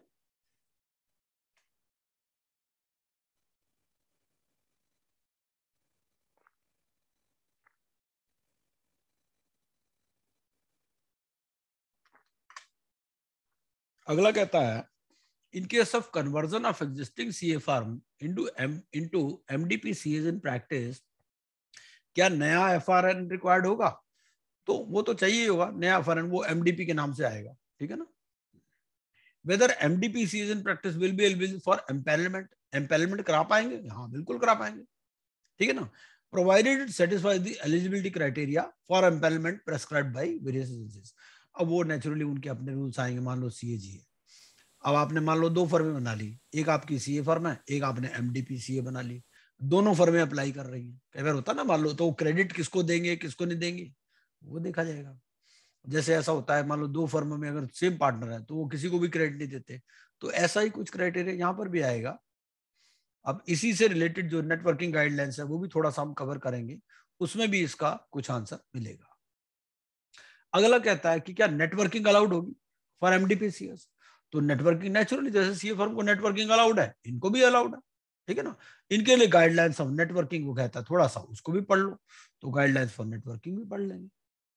अब ये कहता है जो वेरियस गाइडलाइंस हैं इशूड बाय काउंसिल, जैसे एडवर्टाइजमेंट से रिलेटेड है, भाई आप एडवर्टाइजमेंट नहीं कर सकते, वेबसाइट पे आप ये नहीं बता सकते जी हमारी फर्म सबसे बढ़िया है, विजिटिंग कार्ड भी आपका should not smack of advertisement. तो क्या ये एमडीपी सीएस पर भी अप्लाई होंगे? बिल्कुल अप्लाई होंगे, तो क्योंकि जो चार्टर्ड अकाउंटेंट्स एक्ट के जो प्रोविजंस हैं, जो चार्टर्ड अकाउंटेंट रेगुलेशंस के प्रोविजंस हैं, वो सारे अप्लाई होंगे, ठीक है, चाहे वो एडवर्टाइजमेंट से रिलेटेड हो, वेबसाइट से रिलेटेड हो, विजिटिंग कार्ड। क्योंकि जो गाइडलाइंस है इनमें ये सब बातें नहीं लिखी, इनमें ये लिखा कि भाई जिस बात का आंसर यहाँ नहीं है उसका बाद आंसर दो जगह मिलेगा, या तो आपकी पार्टनरशिप डीड में मिलेगा और नहीं तो चार्टर्ड अकाउंटेंट्स एक्ट में मिलेगा या रेगुलेशंस में मिलेगा। अगला बात करता है कि जो SQC1 में या SA 220 में वो जो एंगेजमेंट टीम की डेफिनेशन दी है, तो क्या जो नॉन सीएज इन प्रैक्टिस हैं क्या वो भी एंगेजमेंट टीम का पार्ट बन सकते हैं? बिल्कुल बन सकते हैं, ठीक है, इसका आंसर है यस। जो डेफिनेशन है एंगेजमेंट टीम की एज पर SQC1 और SA 220 ये दी गई है। क्या है एंगेजमेंट टीम? एंगेजमेंट टीम में क्या है कि ऑल पर्सनल जो भी परफॉर्म करते हैं engagement, including any experts contracted by the firm in connection with that engagement. और उसमें कौन कौन से एक्सक्लूड होते हैं? एक्सक्लूड होते हैं जो क्लाइंट की टीम है वो एक्सक्लूड होती है इसमें।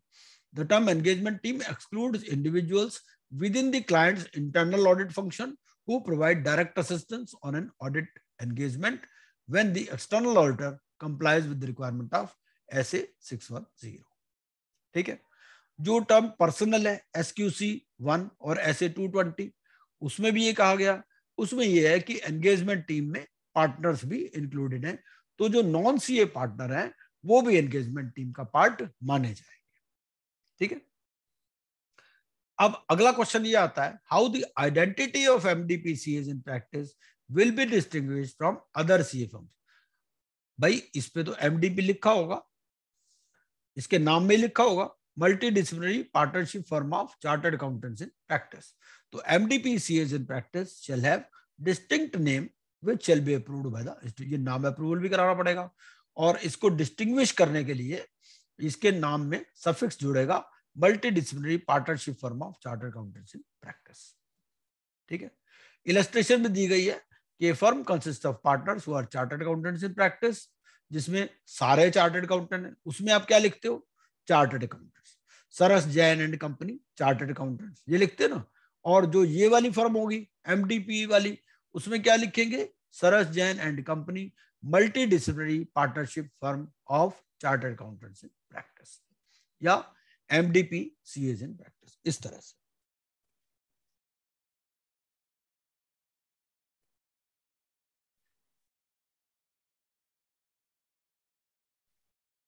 अगला है whether MDPCs in practice will be required to comply with the provisions of the Act and rules regulations of professional bodies whose members are its partners। ठीक है, अब इसमें प्रोफेशनल मिसकंडक्ट की बात करता है कि प्रोफेशनल मिसकंडक्ट में कौन कौन किसकी किसकी जिम्मेदारी लेगा। तो नेचुरली भाई वो जिसके भी हैं वो उसके मतलब जो डिसिप्लिन मैकेनिज्म होगा वो इंस्टीट्यूट वाइज चलेगा। मतलब मान लो किसी सीएस ने कोई वायलेशन कर दिया तो उसके अगेंस्ट में एक्शन कौन लेगा? सीएस इंस्टीट्यूट लेगा। आईसीडब्ल्यू के अगेंस्ट में एक्शन आईसीडब्ल्यू वाला इंस्टीट्यूट लेगा, ये है। ठीक है, और फर्म पे तो कोई एक्शन होता ही नहीं, वो पर पार्टनर ही चलता है, इसी तरह से होगा। ठीक है, तो hence MDPCs in practice will be required to comply with the provisions of Act and rules regulations of professional bodies whose members are its partner। तो जहां जहां के वो हैं वहां वहां। अगला, whether a specimen part format, क्या जी फॉर्मेट भी दोगे क्या आप? नहीं जी, फॉर्मेट की कोई जरूरत नहीं, अपनी अकल लगाओ, खुद बनाओ। Partnership firm is an organization based on agreement और अरेंजमेंट बिटवीन 2 और more पर्सन। एमडीपीसीएस की जिम्मेदारी है कि वो अपनी पार्टनरशिप डीड खुद बनाओ, सेटिस्फाइंग द प्रोविजन, जिसमें चार्टर्ड अकाउंटेंट्स एक्ट के प्रोविजंस भी सेटिस्फाई हो जाएं, चार्टर्ड अकाउंटेंट रेगुलेशंस भी हो जाएं, and the provisions of acts and rules regulations of respective professional bodies. मतलब उनको पार करते हुए, उनको नकारते हुए कोई प्रोविजन नहीं ला सकते आप पार्टनरशिप डीड में। ऐसा नहीं लिख सकते जी पार्टनरशिप डीड में हम एडवर्टाइजमेंट करेंगे, जो चार्टर्ड अकाउंटेंट्स एक्ट में प्रोहिबिटेड है। ठीक है, तो उनको ध्यान में रखते हुए आप अपने आप खुद बनाओ, कोई ऐसा फॉर्मेट हम नहीं दे रहे, इंस्टीट्यूट ऐसा बोलता है। अगला, what will be the responsibility of MDPCs in practice or its partners for misconduct of a partner? तो वो उनकी जो रिस्पेक्टिव प्रोफेशनल बॉडीज हैं वही करेंगी। ठीक है, ये फॉर्म 18 है। फॉर्म 18 मैंने आपको बता दिया 8 जुलाई से ये अमेंड हो गया है। ठीक है, ये मैंने आपको दिखा दिया था। अब इससे पहले कि हम guidelines for networking of Indian CA firms को देखें, आपके कोई भी क्वेश्चन है तो आप पूछ सकते हैं। उसके बाद में थोड़ा सा टाइम हम गाइडलाइंस फॉर नेटवर्किंग पर भी लगा देंगे।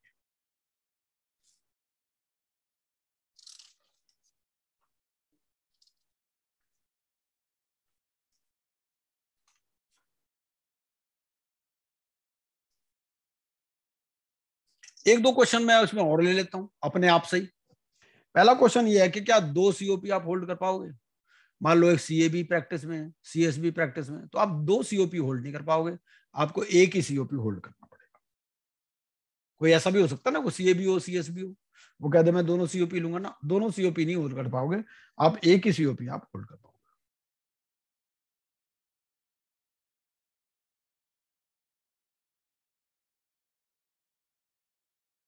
क्योंकि वो एक्शन का सवाल आएगा ना, डिसिप्लिन मैकेनिज्म में एक्शन कौन लेगा फिर?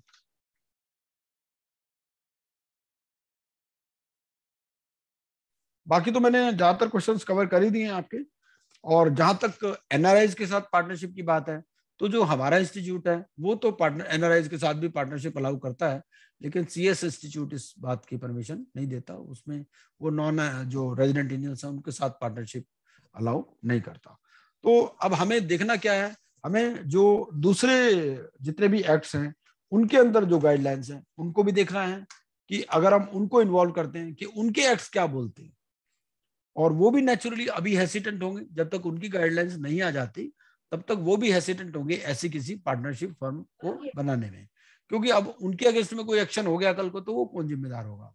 तो अभी कॉन्सेप्ट स्टेज पे ये चीज ज्यादा है, लेकिन इन चीजों को समझना बहुत जरूरी है, क्योंकि ज्यादातर कॉपी पेस्ट होता है। अब हमारा जो एक्ट है, हमारे एक्ट में जितने प्रोविजंस हैं ज्यादातर है प्रोविजंस सिमिलर टाइप के प्रोविजंस वो सीएस एक्ट में भी हैं और कॉस्ट अकाउंटेंट्स एक्ट में भी है। एप्रीहेंशन उनकी क्या है? एप्रीहेंशन उनकी ये है कि भाई चार्टर्ड अकाउंटेंट्स के पास तो पहले ही बहुत ज्यादा काम है, अगर हम इनके साथ पार्टनरशिप फॉर्म कर लें तो ऐसा नहीं हो कि हमारा आइडेंटिटी खत्म हो जाए, ये तो हमारा काम भी ले जाएंगे। तो वहां थोड़ा सा हेजिटेशन है, लेकिन हमारे इंस्टीट्यूट ने इसमें लीड ली है और उन्होंने गाइडलाइंस बनाई है, ताकि अब बॉल उनके कोर्ट में है कि वो भी ऐसी गाइडलाइंस बनाए। वो थोड़ा सा हिचक शायद इसीलिए रहे हैं कि भाई उनको ऐसा लगता है कि भाई अगर इस तरह से होगा तो ऐसा ना हो कि सीए ही सारा काम ले जाना शुरू कर दें, क्योंकि मार्केट में जो सीए की जो रेपुटेशन है वो तो नेचुरली ज्यादा है दूसरे प्रोफेशंस के मुकाबले, चाहे वो सीएस हो चाहे वो एडवोकेट्स हो। तो और उनका जो मार्केट पेनिट्रेशन है वो भी ज्यादा है। बहुत सारे सीएस तो ज्यादातर तो प्रैक्टिस में है भी नहीं, बहुत ही कम प्रैक्टिस में है, और उनका जो एरिया ऑफ प्रैक्टिस है वो भी बड़ा लिमिटेड है। जबकि जो सीए है उसका जो एरिया ऑफ प्रैक्टिस है वो कहीं ज्यादा है सीएस से भी, और ये जो अपने कॉस्ट अकाउंटेंट्स है। तो इस तरह से कुछ एप्रीहेंशंस हैं, जब वो एप्रीहेंशंस रिजॉल्व होंगी।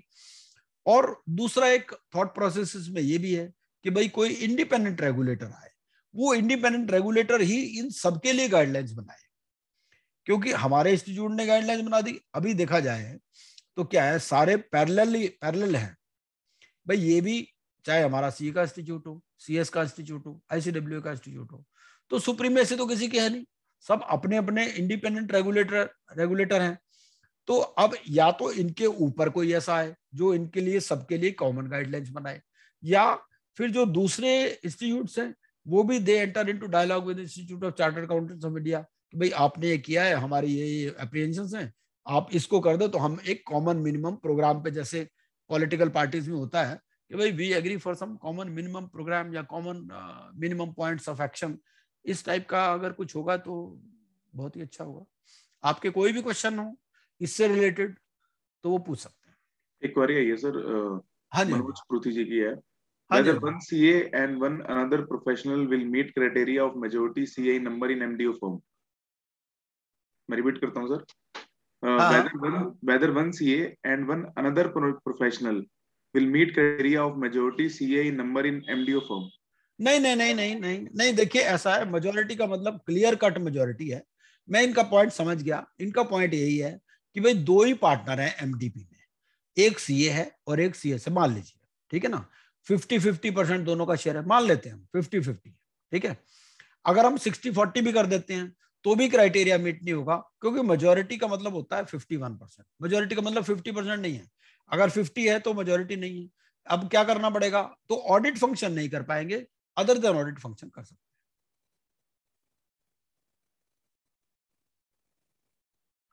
क्योंकि वो कहता है दोनों में मेजोरिटी चाहिए आपको, शेयरिंग ऑफ प्रॉफिट में भी चाहिए और नंबर ऑफ पार्टनर में। अगर दोनों का एक एक है तो मेजोरिटी तो है नहीं ना, तो दोनों इक्वली हो गए। तो उसमें क्या करना पड़ेगा, 2 सीए रखो, 1 सीएस रखो, ऐसे करो। और किसी का कोई क्वेश्चन हो तो पूछ सकते हैं।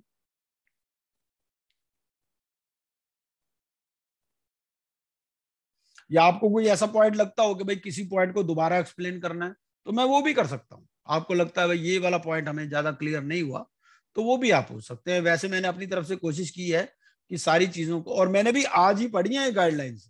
कल मैंने लड़के को बोला था कि इसकी पीपीटी बना दो, और पीपीटी में वो मैं कहा इंस्टीट्यूट का जितने भी पब्लिकेशन है उसको पीपीटी में डाल देना। मैंने आज ही सुबह इसको पढ़ा है। अब आगे चलते हैं, guidelines for networking of Indian CA firms. तो मैं अज्यूम कर रहा हूं कि किसी का भी कोई सवाल अब जो है एमडीपी से रिलेटेड नहीं है, ठीक है। फिर भी कोई सवाल होगा तो लास्ट में वो भी पूछ सकते हैं, कोई दिक्कत नहीं। अब हम चलते हैं गाइडलाइंस फॉर नेटवर्क। या इसका यही दो ही मतलब होते हैं, या तो सारा कुछ समझ आ गया या कुछ भी समझ में नहीं आया। चलो 80 पार्टिसिपेंट है, इसका मतलब कुछ ना कुछ तो समझ में आ ही रहा है लोगों को। और वैसे सीपी आवर्स के लिए भी बहुत सारे लोग आ जाते होंगे सरज जी, है ना। वो कहते होंगे यार कुछ समझ में आया नहीं आया, सीपी आवर तो मिल ही जाएंगे। दिसंबर में हो रहा है सर, एक्चुअली हमें अपने कोड ऑफ एथिक्स पे करा था तो 212 ज्वाइन कर गए थे सर। अच्छा। और ऑडिट क्वालिटी मैच्योरिटी मॉडल में भी 180-182 थे सर। तो लास्ट में ना मतलब जो मई जून वाली सिचुएशन थी, लास्ट में फिर वही वापस आ गई सर। मतलब मई जून में था कि 200 मेंबर ज्वाइन कर रहे थे वेबिनार्स। बिल्कुल बिल्कुल। दिसंबर में आगे सर वही सिचुएशन है, हालांकि ऑडिट का टाइम है, प्रेशर इतना है, तो तब भी 100 की गैदरिंग चल रही है सर अभी भी। हाँ हाँ हाँ, ठीक है, बढ़िया, ठीक है जी। और हमें भी मिलने का मौका मिल रहा है आप लोगों से, देखो, वरना हम कहाँ हिसार, सिरसा, रेवाड़ी, सोनीपत सबसे इकट्ठे एक ही जगह मिल पा रहे हैं। इतना तो फिजिकली भी पॉसिबल नहीं हो पाता। आगे चलते हैं, guidelines for networking of Indian CA firms. ये हमने पहले भी किया था, लेकिन हम दोबारा से थोड़ा सा इसको जल्दी से देख लेते हैं। ये भी बेसिकली काउंसिल की गाइडलाइंस है। होता क्या है कि जब आप प्रैक्टिस करते हो भाई, या तो आप प्रोप्राइटरशिप में करोगे, या पार्टनरशिप, नेटवर्किंग या मर्जर करोगे, या फिर आप बिजनेस सोल्यूशन प्रोवाइडर या लिटिगेशन वाला रोल। ये डिफरेंट रोल्स है जो आप कर सकते हो जब आप प्रैक्टिस में आते हो। ठीक है, अब ये है कि भाई गवर्नमेंट, अब प्रधानमंत्री जी ने भी कहा था कि भैया कम से कम 100 बिग इंडियन फॉर्म्स बनाओ 1 जुलाई 2017 को। हालांकि वो किसी और इंसिडेंट के लिए भी ज्यादा फेमस हो गया, लेकिन कहा यह भी था उसमें कि भाई आप इंडियन फॉर्म्स भी बनाओ। ये जो पेपर है इसमें क्या है, ये networking amongst domestic CA firms की ही बात करता है, कि अभी सिर्फ इंडियन सीए नेटवर्क्स की ही बात करता है। जो फॉरेन अकाउंटिंग फर्म्स हैं उनकी ये बात नहीं कर रहा है। ठीक है, ये काउंसिल इसको बाद में कंसिडर कर सकती है कि भाई जो फॉरेन अकाउंटिंग फर्म्स हैं या networking arrangement with foreign network, अभी ये जो गाइडलाइंस हैं इसमें ये बात नहीं कर रहा। ये अपने आप में एक कॉन्ट्रडिक्शन भी है। भाई देखो, आप एक तरफ तो कह रहे हो कि भैया आप जो है ग्लोबली प्रेजेंस, जिनकी ग्लोबल प्रेजेंस हो आप वैसी फर्में बनाओ, और दूसरा कह रहे हो कि भाई ना ना ना, बाहर वालों के साथ नेटवर्किंग नहीं करनी है आपको। तो कहीं ना कहीं कॉन्ट्रडिक्शन भी है। ये कुछ हिस्टोरिकल डेटा है हमारा कि जो नंबर ऑफ एसोसिएट्स हैं, जो नंबर ऑफ फेलोज हैं, और टोटल नंबर, ये 1/4/2020 है। तो 1/4/2021 का भी डेटा वैसे आ चुका है, जिसके बेसिस पे इलेक्शन हुए थे, लेकिन वो इसमें अपडेटेड नहीं है। लेकिन आपको इससे आइडिया मिल जाएगा कि ऑलमोस्ट जो प्रीपोंडरेंस है हमारी, वो जो प्रोप्राइटरशिप फॉर्म्स हैं वो ही ज्यादा है हमारे। ठीक है, जो नंबर ऑफ पार्टनर्स हैं वो भी जो 10 से ज्यादा नंबर ऑफ पार्टनर्स वाली फर्म है वो बहुत ही कम है। जैसे 11 से 15 पार्टनर वाली 264 है, 16 से 20 वाली 58 है, और मोर देन 20 की 49 है। हालांकि ये 20 का डेटा है, लेकिन इसमें भी मेजर चेंज नहीं हुआ है। और जो ज्यादातर जो पार्टनरशिप फर्म है जिसमें लेस देन 10 पार्टनर्स हैं, और ऑलमोस्ट 50% हमारी फर्म्स ऐसी हैं जो कि प्रोप्राइटरशिप फर्म्स है। ठीक है, तो 2000 यहां पर भी आप देखो कि 2 to 5 पार्टनर, 6 to 10 पार्टनर, ये हिस्टोरिकल डेटा है। लेकिन मोटा मोटा इससे आइडिया क्या लगता है, आइडिया लगता है कि हमारी प्रोप्राइटरशिप फर्म से ज्यादा है, या ऐसी पार्टनरशिप फर्म है जिसमें नंबर ऑफ पार्टनर्स कम है। ठीक है, ग्रोथ चार्ट। अब प्रोप्राइटरशिप जो फर्म्स हैं उसमें क्या हुआ कि परसेंटेज ग्रोथ इसमें 14% है, और पार्टनरशिप फर्म में 11%।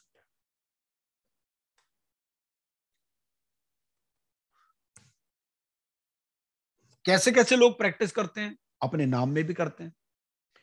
कोई जरूरी नहीं कि फर्म बनाओ आप अपने नाम में भी कर सकते हो। Saras Jain chartered accountant, sole proprietary firm भी बना सकते हो, पार्टनरशिप या एलएलपी भी बना सकते हो, मर्ज भी कर सकते हो, और नेटवर्क भी बना सकते हो। ठीक है, अब जो नेटवर्किंग है ये प्रेफर्ड चॉइस है, क्योंकि इससे क्या होता है कि कैपेसिटी बिल्डिंग होती है और मल्टी लोकेशनल प्रेजेंस होती है। भाई आपके दिल्ली में फर्म है, बेंगलोर में एक फर्म है, उसके साथ में आपने नेटवर्किंग कर ली। ठीक है ना, तो इसके लिए काउंसिल ने गाइडलाइंस इशू की, सबसे पहले 2005 में, और उसके बाद में 2011 में। अब यहां पर जो फोकस कर रहे हैं, ये क्या कह रहे हैं कि इंडियन सीए फर्म्स को आपस में आप नेटवर्किंग करो। तो ये डोमेस्टिक सीए फर्म्स की नेटवर्किंग के ऊपर ही बेस्ड है। जो फॉरेन नेटवर्क्स हैं उन पर ये काम अभी नहीं कर रहा है। पुरानी जो गाइडलाइंस थी, जो 2005 में थी या 2011 में, उसमें बहुत ज्यादा अच्छा रिस्पांस नहीं आया था। तो अब ये नई गाइडलाइंस इसमें आई है। मोटा मोटा ये देखते हैं क्या है।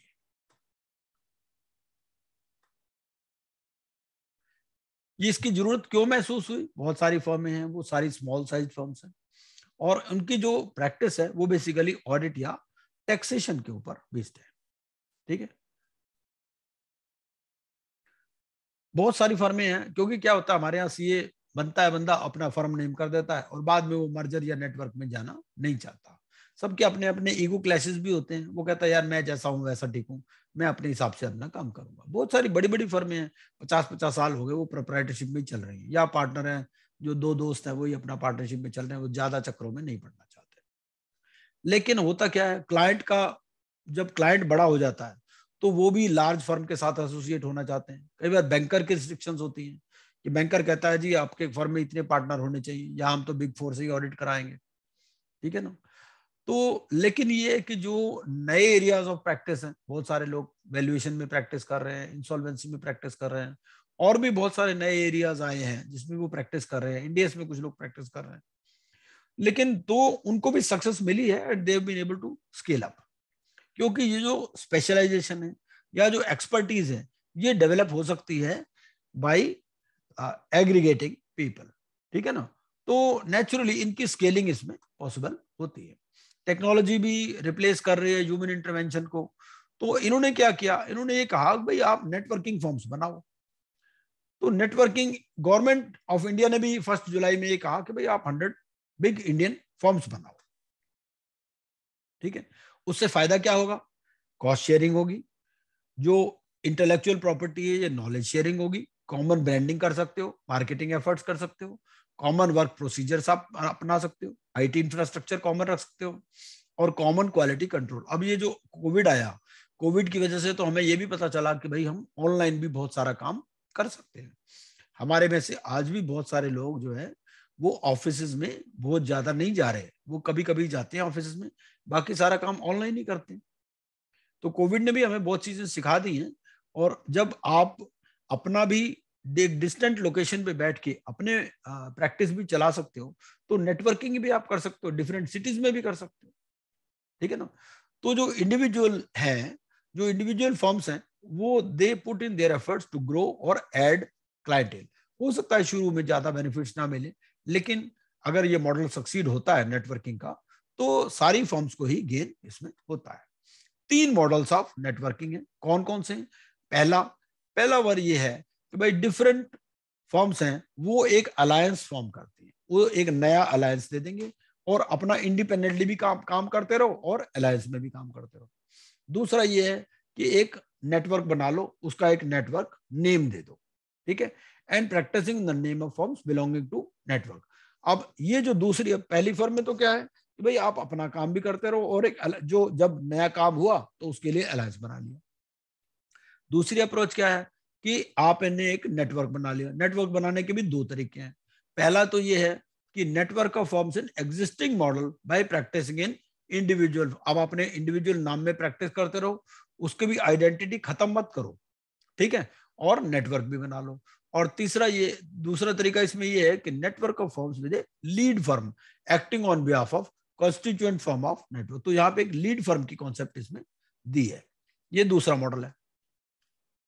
तो ये जो 3 मॉडल हैं, क्या क्या है, एक तो रजिस्टर्ड है, रिकॉग्नाइज नहीं है, और पार्शियली रेगुलेटेड है। पहला क्या है कि आपने क्या किया, अपनी फर्म में आप काम करते जा रहे हो और आपने अलायंस भी बना लिया, ठीक है।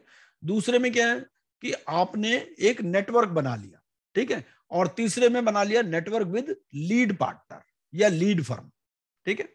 ये 3 तरह के आपने मॉडल बना लिए। जैसे ये एग्जाम्पल है पॉलिटिकल पार्टीज का, ठीक है।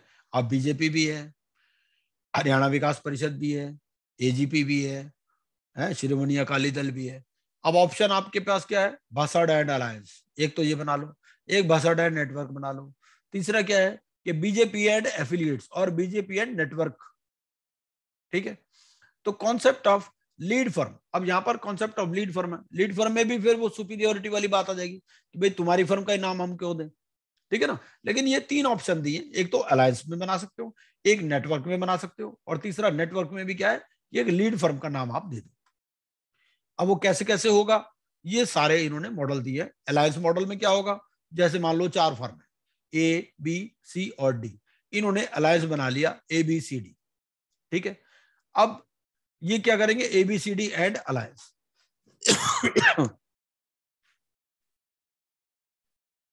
तो ABCD अलायंस में क्या करेंगे, जो भी ये करेंगे कि ये मेंबर फॉर्म्स हैं of so and so alliance. तो अब एक तो अपने इंडिविजुअल नेम में प्रैक्टिस करते रहेंगे और एक अलायंस बना लेंगे। दूसरे मॉडल में क्या है, ये नेटवर्क बना लेंगे और उसका नाम दे देंगे ABCD एंड एफिलिएट्स या ABCD नेटवर्क। और तीसरे में दे देंगे कि ए एंड, मान लो जैसे 4 फर्म है ABCD, तो ए को उन्होंने मान लो लीड फर्म बना लिया, तो वो क्या कहेंगे A and company and affiliates, ऐसे कर देंगे, मतलब वो लीड फर्म हो जाएगी। ठीक है। रजिस्ट्रेशन, ये पहले में क्या होगा, अलायंस विल बी रजिस्टर्ड, इसको भी एक यूनिक अलायंस नंबर मिल जाएगा, रजिस्ट्रेशन नंबर, वो ARN नंबर होगा। ठीक है। जैसे फर्म रजिस्ट्रेशन नंबर होता है FRN, ये ARN दे देंगे इनको। जो नेटवर्क रजिस्ट्रेशन नंबर है इसके लिए NRN नंबर देंगे, और जो नेटवर्क विद लीड फर्म है उसके लिए भी NRN नंबर देंगे। प्रैक्टिस कैसे करेंगे, जो अलायंस मॉडल है, अलायंस मॉडल में तो ये इंडिपेंडेंट फॉर्म में काम करते रहेंगे और अलायंस में भी काम कर लेंगे। ठीक है। ये अपनी आइडेंटिटी इसमें खत्म नहीं कर रहे। ठीक है ना। तो firms are free to carry on practice as independent firms despite being constituents of alliance. तो अलायंस क्या करेगा, अलायंस में direct the best practices, alliance एक वो कहेगा भाई बेस्ट प्रैक्टिसेस आपने ये फॉलो करनी है। Firms belonging to one alliance cannot be allowed to become associates of another alliance और network so that regulatory complexities are avoided. तो उन्होंने कहा भाई एक फर्म जो है एक ही अलायंस का पार्टनर बन सकती है, ऐसा नहीं कि एक फर्म 4 के साथ अलायंस कर ले। ठीक है ना। तो अदरवाइज उसमें रेगुलेटरी अगर कोई मान लो डिसिप्लिनरी एक्शन लेना होगा वो मुश्किल होगा ना, ये चीज है। अब जो नेटवर्क मॉडल है, नेटवर्क मॉडल में क्या है, ये इंटरनल इंटीग्रेशन एग्रीमेंट करेंगे। ठीक है। तो firms belonging to one network can not be allowed to become associate of another network. ठीक है। क्योंकि रेगुलेटरी एस्पेक्ट को भी इनको ध्यान में रखना, कल कोई एक्शन लेना होगा तो कैसे एक्शन लेंगे। ठीक है। अब इसके जो लीड फर्म कॉन्सेप्ट है, लीड फर्म में क्या है कि इनका भी इंटरनल एग्रीमेंट होगा और एक फर्म को ये लीड फर्म बना देंगे depending upon specialization and expertise. ठीक है। अपने नाम में इंडिविजुअल भी प्रैक्टिस करते रहेंगे और lead firm can not be allowed to become associates of another network और alliance so that regulatory complexities are avoided. तो ये मैंने पूरा चार्ट बनाया हुआ है। एम्पैनलमेंट कैसे होगा, एम्पैनलमेंट में ये कि भाई इंडिविजुअली अप्लाई करेंगे। ठीक है ना। अलायंस के नाम में तो अभी उनको तो कहा नहीं है, अलायंस के नाम में तो अभी CAG या बैंक्स वगैरह उसको रिकॉग्नाइज नहीं कर रहे हैं। तो all firms in alliance can apply for empanelment separately as individual firms. ठीक है ना। अब ये जो कमिंग टुगेदर जो अलायंस बन रहा है ये किसी के लिए हो रहा है, बेसिकली नॉन ऑडिट सर्विसेज के लिए हो रहा है। ठीक है ना। और ऑडिट सर्विसेज के लिए they all remain as independent practitioners. जो नेटवर्क मॉडल है, नेटवर्क में भी क्या है कि जितनी भी फर्म है वो अपने इंडिविजुअली अप्लाई करें। ठीक है ना। और ICAI कोशिश करेगी कि to secure recognition of the combined strength and resources, लेकिन अभी ऐसा कुछ डेवलपमेंट हुआ नहीं है। ठीक है। अब इसमें क्या होगा, तीसरे वाले मॉडल में जो लीड फर्म है, लीड फर्म अप्लाई करेगी एम्पैनलमेंट के लिए। ठीक है। Lead firm is entitled to apply for empanelment in its own name but by way of internal agreement वो क्या करेंगे भाई, ठीक है, जो दूसरी फर्म अप्लाई नहीं करेंगी और ICAI will put in efforts to secure recognition of the combined strength and resource. वो आपस में शेयरिंग कर लेंगे जैसा भी होगा इस तरह से। अब अगर कॉन्फ्लिक्ट होगा तो क्या होगा, अगर कॉन्फ्लिक्ट एग्जिस्ट करता है इस केस में, for example if one firm does statutory audit of an entity. ठीक है। अब क्या होता है कि हमारे यहाँ ऑडिट में कॉन्फ्लिक्ट ऑफ इंटरेस्ट की कॉन्सेप्ट भी है। एक फर्म मान लो स्टैट्यूटरी ऑडिट कर रही है, दूसरी फर्म जो अलायंस में है वो उसका इंटरनल ऑडिट नहीं कर सकते। ठीक है ना। तो वो नॉन ऑडिट भी नहीं करने पाएगी और जो रोटेशन ऑफ ऑडिट जो है वो अमंग्स कॉन्स्टिट्यूएंट फर्म वो भी नहीं परमिटेड होगा। मान लो 4 फर्में हैं, 4 फर्में एक अलायंस का पार्टनर बन गई, ए फर्म के पास एक स्टैट्यूटरी ऑडिट है, तो B, C और D ना तो उसका नॉन ऑडिट काम कर सकते। ठीक है ना। और रोटेशन भी नहीं हो सकता, ऐसा नहीं भाई पहले ए के पास आ जाए फिर B के पास आ जाए, तो रोटेशन भी जो है वो भी अलाउड नहीं है। ठीक है। जो नेटवर्क मॉडल है उसमें भी कॉन्फ्लिक्ट एग्जिस्ट करता है। ठीक है ना। और ये तीनों में ही कॉन्फ्लिक्ट एग्जिस्ट करेगा। कैरेक्टरिस्टिक्स क्या है कि firms come together for multiple benefits. अब इंडिविजुअल फर्म्स अपने जो है वो बेसिस पे काम ला सकती हैं, लेकिन जो सारी कॉन्स्टिट्यूएंट्स क्योंकि इंडियन CA फर्म है तो रेफरल वर्क, रेफरल या sharing of his profit is permitted. तो यहाँ पर ये परमिटेड है, कोई दिक्कत नहीं। यहाँ पर भी क्या है, जो नेटवर्क मॉडल है उसमें भी they can pool their resources, they can showcase their combined strength और उनकी यूनिफॉर्म पॉलिसीज वगैरह बन सकती है। ठीक है ना। क्वालिटी कंट्रोल के लिए डॉक्यूमेंट बना सकती हैं। ठीक है ना। जो इंडिविजुअल्स और जो कॉन्स्टिट्यूएंट फर्म्स उन पर भी अप्लाई हो। तो इस तरह से बहुत सारे फायदे और नुकसान हैं तीन तरह को आप अलायंस में भी आ सकते हो, नेटवर्क मॉडल में भी आ सकते हो, और network with lead firm concept भी आ सकते हो। ठीक है। अकाउंटेबिलिटी कैसे होगी? आपने बना तो लिया, मान लो कोई गड़बड़ हो गई किसी पर्टिकुलर असाइनमेंट में, वो कह देगा उसने करा, वो कह देगा उसने करा। ठीक है ना। तो जो फर्म्स हैं जिन्होंने मान लो ज्वाइंटली एक्सिक्यूट किया, मान लो आपने अलायंस बना दिया ABCD का, ठीक है, चारों ने मिलकर ज्वाइंटली एक्सिक्यूट कर दिया, तो अब इसमें क्या होगा? द असाइनमेंट विल बी, ये द फर्म्स जिन्होंने ज्वाइंटली एक्सिक्यूट किया वो अकाउंटेबल होंगी। तो डिवीजन ऑफ वर्क जो है ये इसका डॉक्यूमेंटेशन होना बहुत जरूरी है, अदरवाइज तो सबको प्रॉब्लम हो जाएगी। तो whatever is taboo for a firm under code of ethics is taboo for alliances। अगर मान लो फर्म के लिए कोई चीज प्रोहिबिटेड है तो वो ये अलायंस के लिए भी प्रोहिबिटेड है। ठीक है। जैसे a partner of firm that gets appointment will sign reports or certificates. Alliance shall have to submit to ICI copy of internal agreement signed by an authorized participant partner of the constituent firm। तो ये alliance भी actually इनको ARN number मिलेगा या NRN number मिलेगा, ये इनकी अलग आइडेंटिटी भी रिकॉग्नाइज होगी ICI से। लेकिन कहते हैं कि भाई आपस में कोई डिस्प्यूट हो जाए कल को कुछ, तो इसके लिए सारे आप डॉक्यूमेंटेशन प्रॉपर रखो, किसकी क्या रिस्पॉन्सिबिलिटी है। ठीक है। रिकॉन्स्टिट्यूशन कैसे होगा? आप ऐसा है एक टाइम पे तो एक से ज्यादा अलायंस ज्वाइन नहीं कर सकते, लेकिन एक को एग्जिट करके फिर दूसरे के साथ कर सकते हो। ठीक है ना। तो रिकॉन्स्टिट्यूशन, एग्जिट या क्लोजर, तो अलायंस के केस में तो बहुत आसान है, वहां से निकल जाओ आप। ठीक है ना। यहाँ पर भी इजी है। तो अब यहाँ पर मान लो क्या हुआ कि आपने असाइनमेंट तो कंबाइंड में ले लिया, बाद में एग्जिट कर दिया। ठीक है ना। तो ये वन और मोर forms in case of concept of lead firm, if they exit, so it will not deprive the remaining firms from doing the work they have already secured by virtue of network। ठीक है। आपने network के basis पे काम ले लिया, बाद में वो फर्म वहां से निकल गई। ठीक है ना। लेकिन मान लो लीड फर्म निकल जाए तो क्या होगा? If lead firm quits the network after having secured professional work, then it will have to share the fees with other constituent firms। तो इस तरह की क्लॉज आप इंटरनल एग्रीमेंट्स में लगा सकते हो। ठीक है।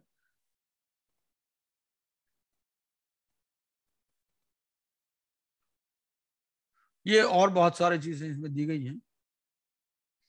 अब हो क्या रहा है कि भाई आपको काम नहीं मिलेगा नॉर्मली नेटवर्क के बेसिस पे। देखो आपको जो प्राइवेट काम है, मान लो किसी का इंटरनल ऑडिट है, वो तो हो सकता है क्योंकि गवर्नमेंट इसको रिकॉग्नाइज नहीं कर रही भाई, ना तो इसको CAG रिकॉग्नाइज कर रहा, ना इसको बैंक रिकॉग्नाइज कर रहे। तो it will not be possible to obtain and execute work in the name of network. The lead firm will secure work and distribute task among the constituent firms provided the client has no objection to such an arrangement। ठीक है। तो lead firm वाली concept तो फिर भी समझ में आती है कि लीड फर्म अपने बेसिस पे काम लेगी और बाकी सब में डिस्ट्रीब्यूट करेगी।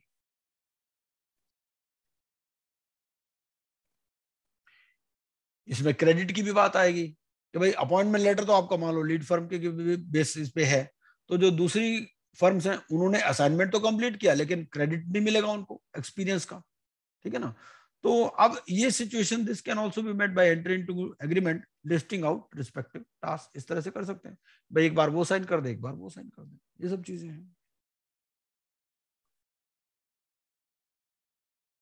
नॉन अटेस्ट असाइनमेंट तो आप ले ही सकते हो। ठीक है ना। और भी बहुत सारी चीजें हैं। अब इसमें ये है कि भाई only firms and LLPs can become partner. जो इंडिविजुअल प्रैक्टिशनर्स हैं वो अलायंस या नेटवर्क का पार्ट नहीं बन सकते। और लीगल स्टेटस इसका क्या होगा? लीगल स्टेटस इसका होगा as AOP, as recognized by tax laws. Network अपना बैंक अकाउंट खोल पाएगा, पैन नंबर लेना पड़ेगा, GST नंबर लेना पड़ेगा। फिर ये गाइडलाइंस है, ये सब वही है जो मैंने आपको बता दिया है मोटा मोटा, इसमें कोई नई चीज नहीं है। ये फिर कंपैरेटिव चार्ट है। ये कंपैरेटिव चार्ट आपने क्या दिया है कि गाइडलाइंस फॉर अलायंस क्या है और गाइडलाइंस फॉर नेटवर्किंग क्या है।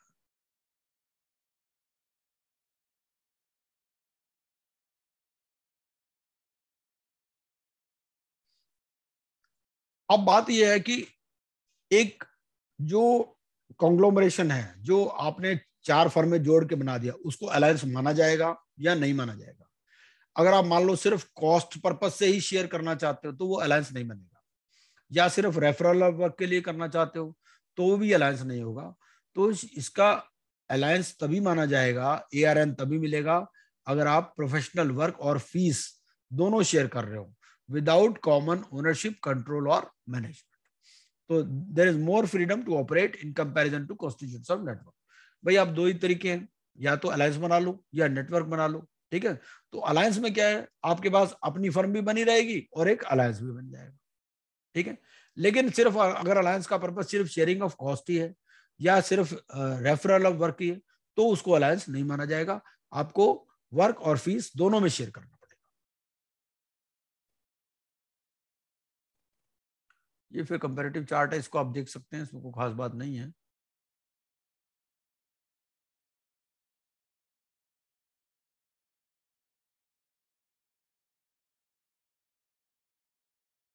ये मोटा मोटा मैंने बता दिया। ये फिर इसके कुछ फॉर्म्स हैं कि किस तरह से आपको कौन कौन से फॉर्म इसके लिए भरने हैं, आपने अगर अलायंस बनाना है या नेटवर्क बनाना है तो।